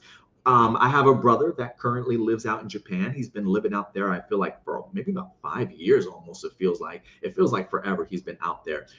Very fluent in Japanese, but he moved out there after graduating from college. And every once in a while, like I know we get a ton of details and great information from the real Matt Hunt, never trying to step on the man's toes. He clearly knows what he's talking about. But I always like to, I don't want to say challenge my brother, but I also want to get his insight in regards to things and just see if he sees anything different or opposing, you know what I'm saying, type of thing. So I did send my brother, Corey, the Avataro Sentai Donbrothers trademark reveal and some of the kanji that certainly goes along with it, just to kind of see like, any clues and breaking it down you can kind of give to me. And so he says, Avataro seems like it's taking the Taro part from Momotaro to allude to it taking inspiration from Momotaro, I guess. The kanji they use means to riot or to get violent, which I feel like we've kind of heard. I think the real Matt Hunt also referred to it as like rampaging, if I'm not mistaken. So he's breaking it down based off the kanji, saying it means riot or to get violent, but I'm not sure what it could be hinting at. Maybe a more violent version of Momotaro. If anything, I think maybe the idea of rampaging, right, might fit a little bit more. I can't imagine the idea of a violent Momotaro, but maybe maybe like a more serious take from the Momotaro concept. I think when I spoke to Matt Hunt, he also made it sound like it could also mean like blast or explosion or something like that too. So it should be interesting to see how it's broken down. He does say also some people's blogs I read seem to think Donbrothers is alluding to an old play called Dom Brocco, which was also based on Momotaro. He does send me a link to the information, but he says when he was doing some searching on Dom Brocco, but he says it's only in Japanese though. Like I tried to pull up the link. It doesn't even give me, it's like a Japanese Wikipedia. It doesn't even give me the option to translate it into English, unfortunately. Maybe if maybe it just doesn't work on my phone. Maybe if I try to pull it up on the internet, maybe it'll actually give me an English breakdown. But he says, again, he says some people's blogs I read think Donbrothers is alluding to an old play called Dom Brocco, Brako. So if you guys want to do some research in regards to that, maybe there's something there too. Again, grains of salt though, nothing confirmed, but just grains of salt there. But let's go ahead and get into some of these rumors that wind up dropping here this week. So let me go ahead and bring up the real Matt Hunt over on Twitter. Grains of salt as always, but thoughts, let us know. Grains of salt. New hint drop from 5 channel. Grains of salt. Peach red, Oni yellow, and Jurin black. It says the first two relate to our new. Can I just pull this up a little bit more? I don't know if that's Easier or harder? No, I think that's probably harder to see. It says the first two relate to our new red, rumored name Momo brother and the rumored yellow Oni sister. So that's where you see Peach Red and Oni Yellow. The third one is interesting. We know Jurin appears in this season and combines with Red's bike to make a new robot, and that it's normal Jurin this happens with. So Red Jurin that we've known from Zenkaiger coming over and transforming with the bike. Likewise, there's already a black Jurin. So I don't know. He says, so I don't think it's a color swap for him or anything like that. Maybe something to do with chroma keying again. So somebody even says maybe in Zenkaiger it's regular Jurin, but he changes to black. And the real Matt Hunt says that's not what the toy leaks indicated, and would be kind of weird because we have a black Jurin design sort of already. He says, we have no idea how Zenkaiger ends or what brings Kaido and Jurin into the Donbrothers, nor what brings our new Red into Zenkaiger. They're not getting shafted. Jurin is Red, and he shares a really close bond to Kaido. This also doesn't negate the others showing up in some way or another. So it should be interesting. I am kind of curious if are there two different forms of Jurin that are going to pop up in here? Not only are Kaido and Red Jurin, but also like it does make me wonder, like, is this an evil version of Jurin that pops up at some point in time? The fact that it's Jurin Black and it's also associated with Oni Yellow and Peach Red kind of implies that this Jurin will be part of the actual team as a member. So I am wondering if it's a case of while Jurin's design might be red, let me, you know what? Something just came to mind. Something just came to mind here. Let me. And just an idea, but let me go ahead and pull this up again. I'm trying to see if I have a great picture of Jurin that I can pull up real quick, just to see something here. Jurin, where are you? Can I get a close-up photo? Here, let's just use this team photo. You know, I do wonder if because of the fact that when it comes to Jurin being the red in Zenkaiger, I do wonder if it's a sense that there's also a lot of black on Jurin. What's the chances that maybe Jurin does become part of the Donbrothers, right? But maybe he gets a new color upgrade. Not to say that he specifically is gonna go from, you know, his red here to all of a sudden his entirety being black, but maybe that's the color that he actually transforms sort of into. Like maybe he gets a new form when he actually does sort of transform in the future for the Donbrothers in here. So like for me, it feels very much like if Peach is red, I'm assuming that's Momotaro is red, Oni's sister as the Yellow Ranger, and I would assume maybe this means Jurin is going to be as the Black Ranger. So I am kind of curious if like Jurin, even though he's in his Kikainoid mode, when he does henshin, is he going to have a completely new design when he's powered up and henshined by the brand new Sentai gears that thus make Jurin, instead of being the red representation of the team, he actually could possibly be the black representation of the team, is kind of where I'm thinking that might hint at. So a couple of great things to certainly look forward to. But again, take this all as a grain of salt. But again, it says we know Jurin appears in this season and combines with Red's bike to make a new robot. So maybe it's Red's bike, but it is Jurin, but now he's just maybe in black mode. There's already a black Jurin, so I don't think it's a color swap for him or anything like that, is what they're hinting at. So I don't know. I'm that's the impression I'm under, is that maybe he does change to black in regard, not his physical feature, but when he henshins. Like that's going to be his color placement in the team. But again, that's just, maybe that's what they're already kind of debunking here. Yeah, guys, that's the brand new rumors that we wind up having. I'm kind of curious as to what you guys certainly think of them, but definitely go ahead and let me know your guys' thoughts. I don't know, again, when the press conference is going to be. I gotta think it's sometime this week, maybe sometime next week, because I'm really excited to see just what this team is certainly going to look like who's truly composed of it, what the suits are going to look like, and things like that. And I really want to know who not only the cast, but also who the crew is going to be attached to this upcoming Donbrothers series in here, from the writers to the directors, even the action directors too. I'm really hoping that we get a rather unique vision from what we wind up getting from Zenkaiger. So we'll see. A quick comment here from Rainbow. What's up, Rainbow? He says, awesome Donbrothers boy team. Second team is girls team of Donbrothers and Don sisters. Again, none of that is confirmed. That's simply just your theory. We'll see if that comes to fruition, though. It would be pretty interesting in the sense we don't really know how the full team forms as of yet. Just some of the grains of salt that we've certainly seen.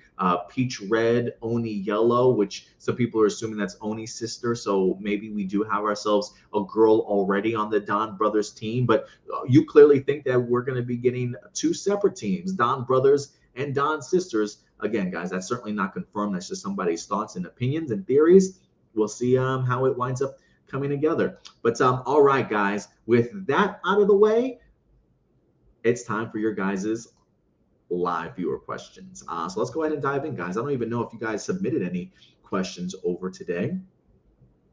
Let's see here. Maybe you did. Let me see what we got.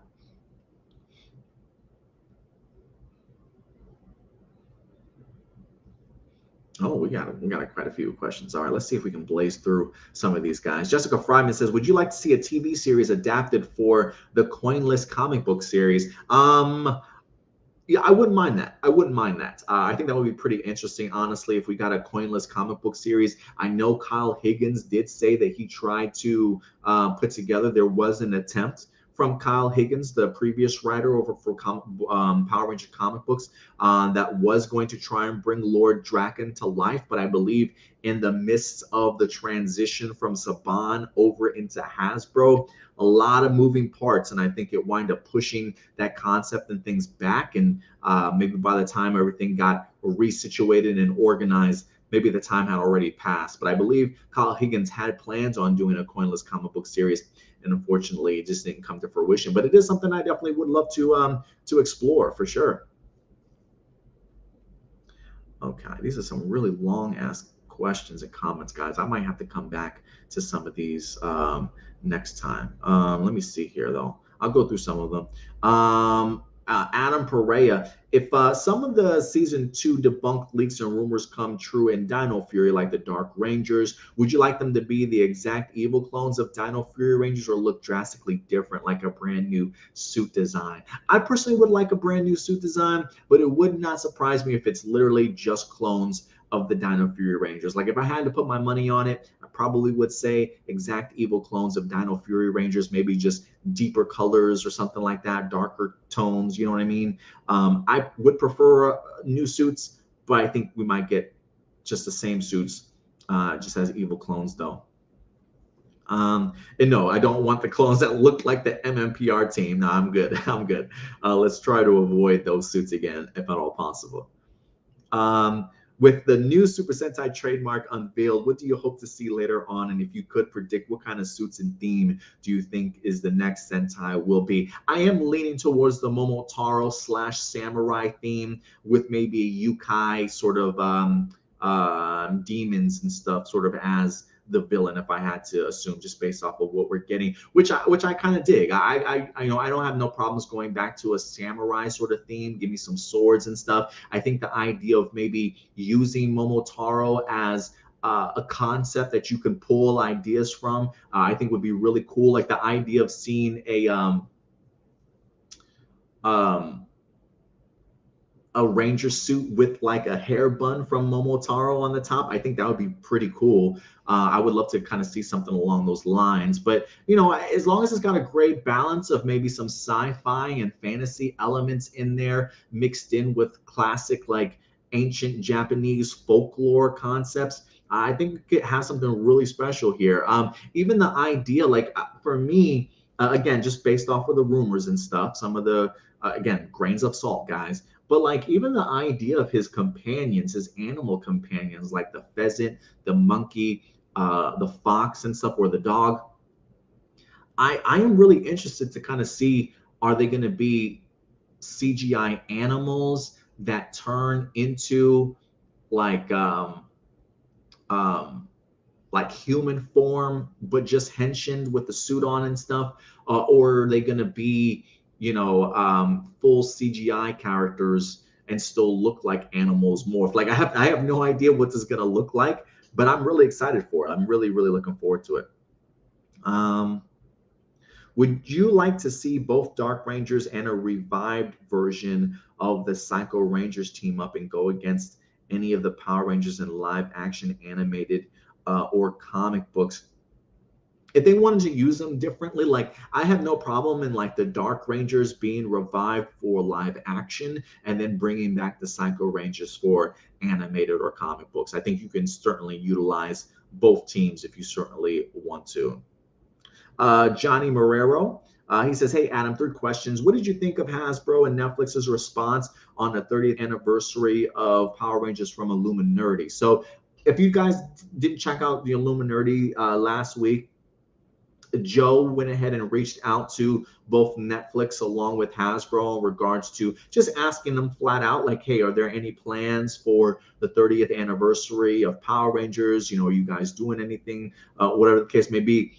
Hasbro, for the most part, very quick to go ahead and shut down, saying we don't respond to rumors or theories or things like that sort of thing. Was pretty quick to kind of dismiss it or just not even answer the question, if you will. Whereas like Netflix was like, yeah, there's going to be a 30th anniversary. Like there's going to be something that we're going to have for the 30th anniversary. But clearly it's not like solidified in regards to what exactly it's going to be. If that's like an actual special they're putting together, if it's Zoo Osier, something else being adapted, who certainly knows. But it seems as though, according to Netflix, they at least do have plans on preparing something for the 30th anniversary of Power Rangers. And that excites me, guys. That definitely excites me. So I'm eager to see what that's going to be.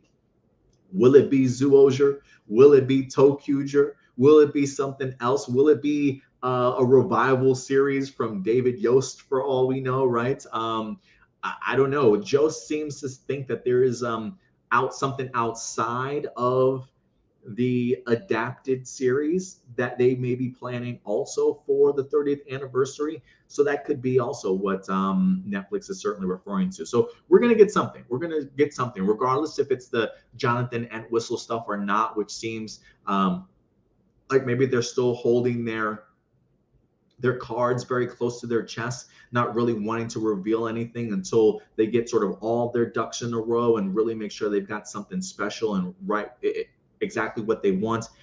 In the meantime, they definitely still seemingly have plans to celebrate the 30th anniversary in some way. Do you think Mucus will become a good ally, no longer part of the villains, and join Dino Fury Rangers towards the end of the season 2? Because honestly, I don't want to see Mucus destroyed. She's got a lot of potential, and I do believe she's good. She's misunderstood, and it just wants to have good friends. Without spoiling Real Soldier for you, I will say I too hope that Mucus does have a very happy ending here, or at least does become more friend than foe. Because I agree with you, Mucus feels more misunderstood, and the fact that she even though she clearly likes to be bossed around, I wouldn't be surprised if there's a part of her that doesn't always like to be the one that's kicked or exploded into goop. I'm sure from time to time, maybe she would want to be appreciated a little bit more. So yeah, if anything, it would not surprise me. I do think that Mucus will become a good ally towards the end. Could season 2 of Dino Fury build up Lord Zed as the main villain for the Zoo Osier 30th anniversary season of Power Rangers? Always a possibility. Maybe it takes a Zoo Osier anniversary crossover event to certainly go ahead and bring down Lord Zed. I don't know. It's a possibility, though. I will say this, while I don't know what the future holds for Power Rangers after Dino Fury, if Zoosier is the next adaptation, one of the things me and Stuart talked about was it would be cool if they battle him in Dino Fury and he manages to escape and actually survive after Dino Fury, and then pop up in Zoosier perhaps as one of their villains or somebody that they got to team up with to take out. Or if anything, maybe they hold off on Lord Zed surviving Dino Fury for the potential movie in the future. A lot of possibilities here, but there's a part of me that's thinking maybe they'll finish him off in Dino Fury just after, like, the idea that the Green Morphing Master literally says, we're awakening you to help take down sort of Lord Zed. It feels like that's almost, now that they've got Aiyon on board, their end goal might be accomplished at the end of this particular season. But I would love to see Lord Zed continue to survive, or at least, like, be taken down a notch and have to go into hiding before sort of coming back stronger. AJ says, last Saturday we talked about the now debunked rumors of Dino Fury season 2. Are you reading other people's questions? No, I'm just kidding. Being the main or second half villain of Dino Fury and the possible return of Serpentara and the Dark Rangers. Do you think it would be cool if Dino Fury to tackle that, making the series itself more unique, or is it just lazy fan service for older fans? We should just stick to our real storylines, which is Void Knight and Santora. Well, listen, when it comes to Void Knight and Santora, if you're trying to adapt Real Soldier, there is limited footage of Void Knight. Granted, they have been doing a wonderful job when it comes to original footage, so I wouldn't be opposed to the idea of them continuing that. If Void Knight's story is going to be continued over in season 2, which Simon Bennett has confirmed, it does feel like they're taking liberties and maybe utilizing original footage and suit designs and stuff for him. So that's definitely a storyline that I don't think is going to get overshadowed by Lord Zed regardless. I think the writing has shown that they're smart enough, I think, to maybe interlace both of those storylines together. And who's to say Void Knight remains a villain the entirety of the season? Maybe there are some revelations, right? Maybe the fact that if the theories of Amelia being, Void Knight's daughter is true, who's to say Void Knight doesn't decide, oh wow, this is my daughter, I need to stick by her, and all of a sudden starts fighting alongside our Dino Fury Rangers, right? Like, to face off against somebody like Lord Zed. So I think there's a lot of potential to be able to balance both things. When you start bringing in Serpentara and Dark Rangers and stuff, while me and Stuart are super pumped and like really hyped for that to be a possibility. I definitely do think that there will be some people out there that will push back and saying, oh, why are you focusing so much on the past? Focus on the new. I feel like there were maybe some people that said that towards the end of Beast Morphers. While I think overall people love the connections to the past and things like that the showrunners wind up doing for Beast Morphers. I'm sure there were probably some people that had issues with, the Beast Morphers team should be focused on, why are we making these connections and just focusing on, characters from the past for, older fans and stuff. It's just nostalgia. There are always going to be fans like that for sure. But I do think that there's a way that you can incorporate Lord Zed's storyline and Void Knight's together. I think it's more than capable of happening. Did you like that Beast Morphers Grid Battle Force had tons of old Ranger gear, and the Rangers even used old weapons to go against Evox? Would you like Dino Fury's Rangers to also have access to legendary weapons, especially if that's one? No, they just did that in Beast Morphers. I don't need Dino Fury to all of a sudden, need to get more weapons from Commander Shaw. If anything, maybe Lord Zed's staff, which I do think will pop up again at some point in time.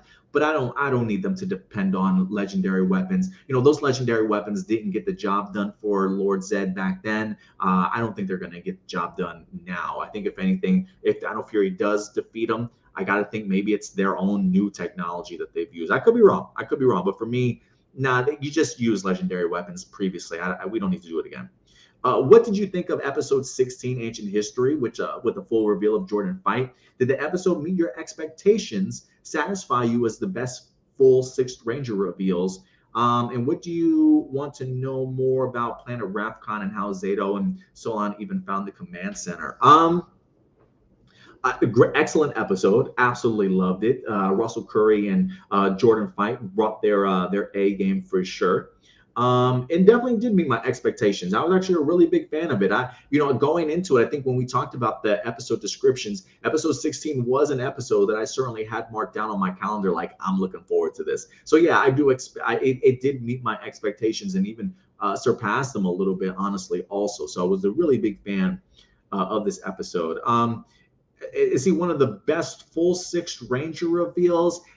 It's been such a long time since I've seen some of the past ones. I mean, I did like this one. Like, I liked his appearance to the team in this episode more so than just his little tease that we got in episode 15. Like, I look at that sort of as a true reveal of a Gold Ranger. But like, if I had to put that reveal up against other ones, I feel like I probably have seen better ones. But again, that's not to take away from Aiyon in this episode, because he floored me in this episode. I thought he did a fantastic job in this episode for sure. Power Rangers Legacy. What do you remember when Kamen was first announced as Super Sentai series and you were nervous about it being a magic themed Sentai with imagination in it, or was it immediately a hit for you? If it were to ever be adapted into Power Rangers, how would you like it to be adapted? Like things you want to be changed in order to fit as Power Rangers? Well, if it was going to be adapted, and I don't think that it is, based off of what we are hearing behind the scenes, that Hasbro only has the rights up to real soldiers. So that would take away Karamazor and Zenkaiger from possibly being adapted. So I'm not expecting Karamazor 2, but it would be a great surprise. It definitely would be. And if they were to do Karamazor, for me, the crystals would just turn to be Zeo crystals. And I think they could do something really interesting with King Orton if they want to, even Mabushina. I doubt that they would maybe use those characters, just at least their costume designs. If anything, maybe recreate those characters in some way or another, or adapt that idea of Planet Crystallia into something else. Who knows? Who's to say that they don't take that concept and connect it to like the Solar Rangers from the Beyond the Grid storyline, if you will, right? Really tapping into some Boom Studio stuff. I think you could really elaborate off of it a little bit more if they wanted to. Maybe it's a combination of a Lightspeed Rescue meets Zeo sort of elements, right? Because we had a doctor, a track and field. They were all different occupations and stuff. So definitely possibilities when it comes to Karamazor, but it probably would have been more Zeo than anything. But I wouldn't mind a Zeo Lightspeed Rescue type of mesh, if you get what I'm saying. But when they first announced it, I didn't mind it so much. I think I might have liked the suits.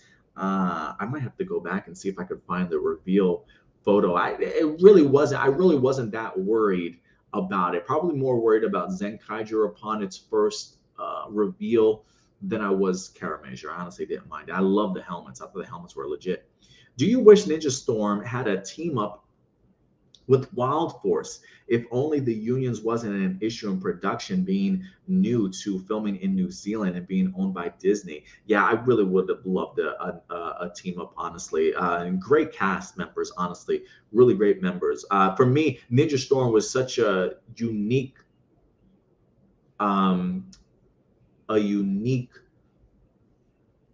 opportunity for Disney and really bringing out Power Rangers differently, right? I think that was the first 3-member team that we had ever had when it comes to Power Rangers.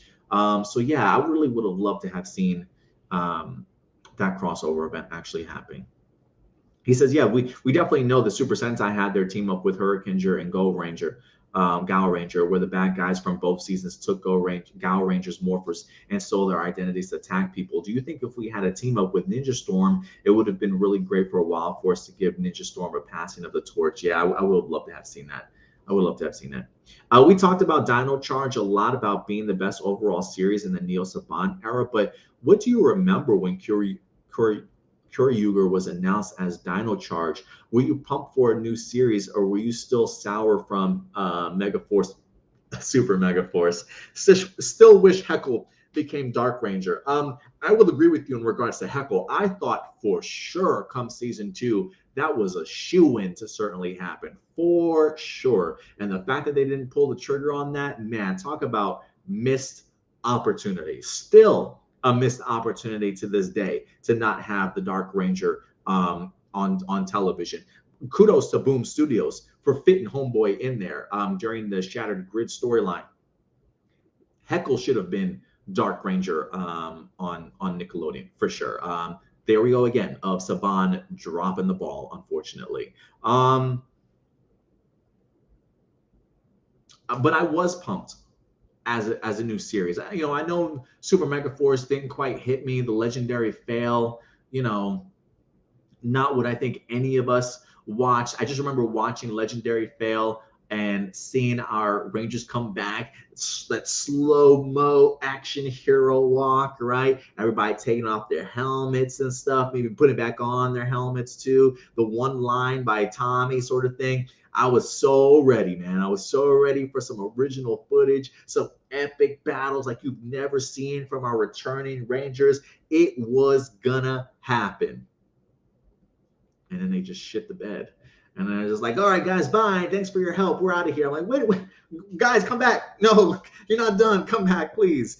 So yeah, it did leave me with a sour taste in my mouth, but I always liked the design of Kyoryuger. I always thought the aesthetics for the series, while Kyoryuger wasn't a series that I personally finished myself, the aesthetics and the vibes and just the colors and the themes, the Zords. I mean, I was a really big fan of it. And I just thought to myself when they announced it for Power Rangers, one, I was worried about the adaptation, but I thought to myself, this series is going to kick ass when it comes to toy sales. Like the design's just so freaking cool, man. So I did have high hopes for Dino Charge, and season 1 fulfilled those high hopes. I thought they had a great cast. I really did. And then season 2 happens, and the case of having to juggle so many characters was really the detriment of the series, unfortunately. I fell off, I think, like after episode 8, like the first half of the season of the first half of season 2 of Dino Charge, I wind up dropping off of because it was just so many characters. I was really excited to see the rest of the team put together. And then when you realize that they're just here and then gone and then here and gone, it just felt super uneasy to me. Shout out to Kendall for probably being one of the hottest Rangers, but also probably great to see her as Purple also. Really wish that she had more shine though, man. But yeah, just missed the opportunity. But I had a feeling it was going to be great just based off of the aesthetic alone. Adrian, what's up, Adrian? He says, hey, Adam, it's Adrian. Hope you're doing well. I had a great Halloween. Now that we get a new morph sequence for Dino Fury, what were some of your favorite morphs in Power Rangers history? I had like a top 5. I had a top 5 listed. I want to say definitely Dino Fury was up there. Samurai was definitely up there. I think I even had Mystic Force up there, and I wasn't even a big fan of Mystic Force. I can't remember what my other 2 were, guys. I had a top 5 too. I might have to go back and sit down and rewatch all the morphing sequences again. But I know that those 3 were definitely in my top 5. I just can't remember what my last 2 were. But there's something about Samurai. Samurai was number 2 for me. There was just something great about just the cell phone and the drawing out the kanji and stuff. I loved it. I absolutely loved it. And shout out to Dino Fury also for now having Jordan a part of the opening sequence. I can't remember if they had him for episode 15 or not, but I loved getting to see the new opening sequence in this episode. When Forever Red first debuted, what did you remember when you first watched? And why do you think many anniversary team-ups, we've never been able to top it? Do you wish we had gotten a giant fight with every Megazord we've had to fight Serpentera, or at least the Megazords are still around? Would you like if the 30th anniversary did something similar? So yes, I wouldn't mind if the 30th anniversary did something similar. We kind of talked about this, and like if Hasbro wanted to get creative and do something sort of out of the norm, especially with it being attached to Netflix now, you really have your creative handcuffs on. So you can do really cool things, spin-offs, miniseries, limited series, whatever you want to do. I really would like to see them try to adapt or do their own version of Super Sentai Strongest Battle. But instead of random people from different groups, like I would love to see just like the most recent Reds that we've had. So, give me Devin, give me Zayto, give me Tyler. Do we bring back Troy? I don't know. But I think we got some great Reds that we can definitely certainly go ahead and bring back if we wanted to over the past couple of seasons. I would even bring back Brody. Like even give me Brody. I wouldn't mind him being up there also. Jaden, or if you're not even going to do Jaden, can we get back Lauren? If you can give me some character, all the Reds just from Neo Saban era to a Hasbro era, and give me something similar to like superheroes, Super Sentai Strongest Battle, but original. I think they can pull it off. I honestly think that's something that they could honestly pull off if they wanted to. I think all those actors, with the exception of Troy from Megaforce, I think all of them would probably come back if they had something creative like that. Let's see here. Oh, as far as Forever Red, what I remember about it, for me, I think it was probably Jason and Tommy. Seeing them reunited at last. There was something special about it that I absolutely loved. And as far as why do I think many anniversary team ups we've had have never been able to top it, I don't know. Maybe just not that same family oomph, that family environment of feeling like you're a part of a huge franchise. Maybe I feel like the connection with those actors were much better very early on during the seasons of Saban. Like I think the idea of Saban being so close to the development of all those shows, I think, and the fact they were all really linked up already and kind of tight, I think they had a different family bond and relationship sort of back in the day. Whereas now, it's had three separate owners, Disney, back to Saban, now Hasbro sort of thing. I just don't know if that magic is there as much as it certainly used to be. Maybe it's something with the writers. I don't know. The usage of too much Super Sentai footage instead of just creating something a little bit more original for yourself, right? Because I feel like Forever Red had a lot of original footage. I don't recall there being Sentai footage in there. If I'm wrong, let me know. But they had the balls to do it, and I don't know why they won't do it now. What Power Rangers Sentai season do you think is very underrated and underappreciated, deserves to have a sequel or spinoff in any form? I still go back and say Go Busters. I think Go Busters is probably pretty underrated. For me, I want to give Zoologia another shot. I didn't finish Zoologia. I don't hear a lot of people talk too much about Zoologia. Although Zoologia was like, when I did my, for our patron, I like to, I tried to ask and have you guys vote as to what the next reaction for Super Sentai was going to be. And Zoologia was actually number 3 on the list. It was Deca Ranger first, Geki Ranger second, and then Zoologia third. So maybe it's not that underappreciated. And now that Aiyon has finally become introduced to the Dino Fury Rangers, what are some of your favorite past 6 Ranger reveals?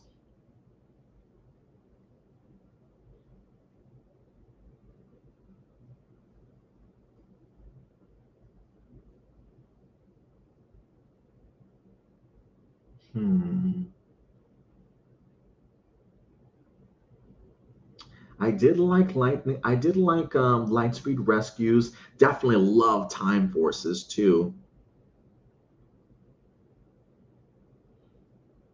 I'm trying to think more current. RPMs was pretty cool. Barracuda too from Samurai. Yeah, those are just some. Let me see if I got any more.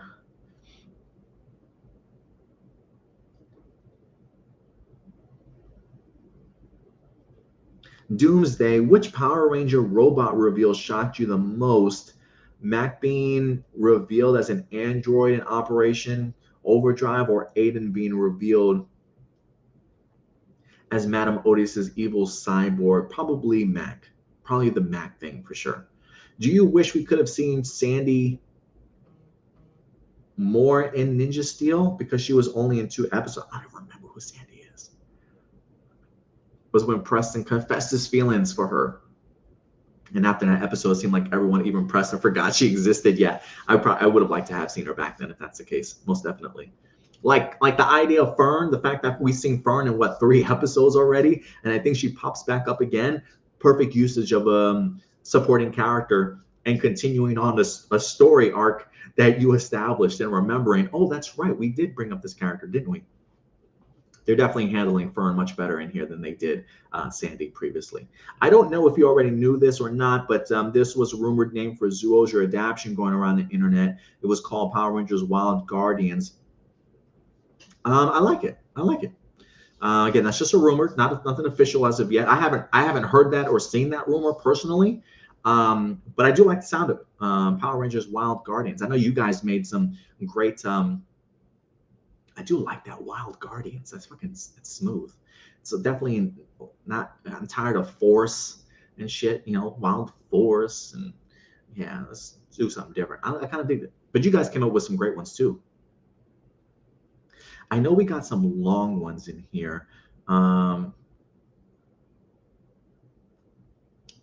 Man, I'm gonna hold off on this, guys. I'm gonna hold off on this because I do have some other things I got to get done with the day. Marcelino, I will go ahead. I'm marking this as new right now, so I can go ahead and come back to that next weekend.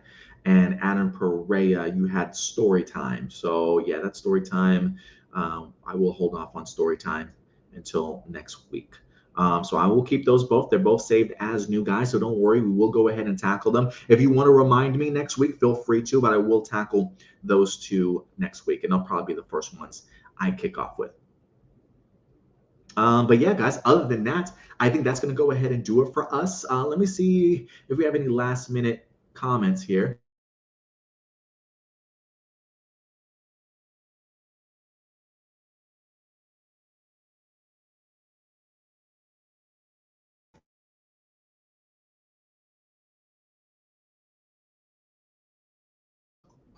Even Nathan Moore here. Thank you very much, Nathan. Thank you very much, Isaiah, for coming through. Datilla says, were Heckle and Snide supposed to be Jekyll and Mr. Hyde? I was under the impression, yeah, that's how I always thought of them as. He said, I dropped off Dino Charge, though the first season was great, though. Yeah, I was a big fan of that episode. Marcelino says, they're Troy haters that want the character to come back so that he can be written better. And listen, you know what, Marcelino? I cringe at the sound of Troy's name every time he's brought up. But there is maybe something to it. I will say this. One, better writing certainly would go a much longer way. Now, it might have already been Becca and Alwyn that wrote Megaforce and Super Megaforce. But I think if there's any indication of what Becca and Alwyn can certainly do, they've proven it to me through not only Beast Morphers, but in Dino Fury that there were some creative handcuffs on them. Not to say that they're like the best Power Ranger writers we've ever had, but I think seeing what they've been capable of doing the past season and a half so far when it comes to Hasbro stuff, clearly the bigger problem seemed to me at least to be the Saban or Nickelodeon and the limiting of what they had potential of doing with some of these characters. So I would be interested. Like if they said, "Hey, Troy's coming back," I might cringe briefly, but I would be lying if I said there wasn't a bit of curiosity in me to see that if they really took the creative handcuffs off, and really wrote him a little bit better as a character, maybe he could do something. Now, if anything, I don't know. Was it Andrew Gray? What was his name? The guy that played Troy? I don't know what his acting ability is like. I don't know if he's any better than what we saw, right? I mean, sometimes he was just like the facial expression is just not there. He just didn't move me with the way that he delivered his lines. You know what I'm saying? So, Andrew Gray, I think his name was. So I don't know. I don't know if it was the writing. I don't know if it was the acting, if it was just a combination of both. Um, again, I haven't seen him in anything else outside of Power Rangers. I think he might have been on like a Netflix reality TV show or like some reality TV show briefly. But I don't know what his acting career is like. Maybe that's something a little rabbit hole I got to go down and see how good of an actor this guy is. So I don't want to blame it just all on the writing until I've actually seen his acting itself.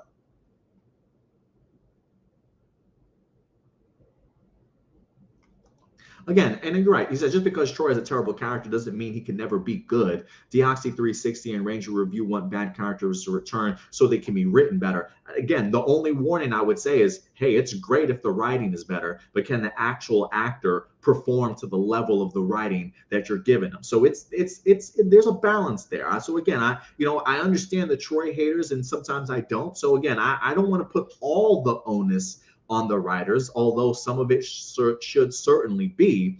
I'm just saying there's definitely more to it than just great writing is all of a sudden going to give us a better performance. You know what I mean? It doesn't always line up that way. Some actors can improve scripts. Some can't really do too much with scripts. And so, again, I would say before we harp on what the writing was like, maybe we should go back and check out some of Andrew's past work and see how is he as an actor himself. Would he even be able to support better writing? So it's a balance. It's balance.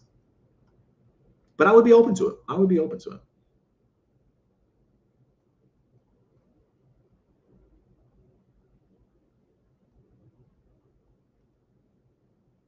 Andrew Gray is actually a good person. He's a lot like Chadwick Boseman. Hey, I'm not saying that he's not a good person. I'm saying, is he a good actor? I'm not, he might be a good person. He might do a ton of great things for society and his people and stuff, very much like Chadwick Boseman, a part of a lot of, inspiring movements around the world. That's great and all. I'm glad that he's an awesome person. But what's his acting like? That's what I care about. So that's what I would care about if the idea of you did answer my questions, right? No, Marcelino, I did not. I didn't see. I saw your thing. You had the original unused. You had like I didn't see any questions. You just had the unused idea for Power Rangers Beast Morphers. Did you have other questions on top of that? Because what I did say was that's a really long email. That's a really long email you sent. And I unfortunately do have things that I have to certainly get to. So I mentioned that you and Adam Pereira's questions I marked as new on my email so that I can get to those next week, because those are, you guys have some long ones. So I am going to hold off on those, Marcelino, until next weekend when I have more time to be able to sit down and really break those down a little bit, because yeah, those are some long emails. So I will get to them. Again, I have them marked as new, so I'll definitely open them up next week for you, sir. I promise. All right, guys. Other than that, that will do it for us today. So thank you very much, guys. I know a little bit impromptu, a little bit late today, but thank you very much for all your support and actually being here for the afternoon showing of A Plus More Phenomenal. But don't worry, we certainly will be back next weekend. God willing, everything is looking pretty good with Cindy and little baby Noah. So again, continue to keep my family in your prayers, guys, and we'll definitely keep you updated throughout the rest of the week, and especially in regards to some of the other videos. So again, just because of everything I have going on in my life, there may be some late posts for some videos, Ultraman, some reactions, Zenkaiger. I'll try and be on time with that, but again, that's not the first thing that I'm thinking about at this moment. But I certainly will go ahead and try and get it to you as fast as I certainly can, guys. But other than that, thank you very much for certainly coming through. I still plan on trying to see you guys next week. So until then, do me a big favor, as always, take care of yourselves, take care of each other, and keep it A+. I'll talk to you guys later. Bye. If you enjoy our content and want to be a part of helping our channel grow, become a patron supporter. We have affordable tiers to choose from that offer a variety of exclusive and early access content, from audio files for all of our shows for you to enjoy on the road, access to our Discord community, and plenty of reactions, reviews, character breakdowns, and more. Check us out at patreon.com/A+opinions. And as always, remember, like, subscribe, and hit that bell notification so anytime we drop a brand new video, you will be notified.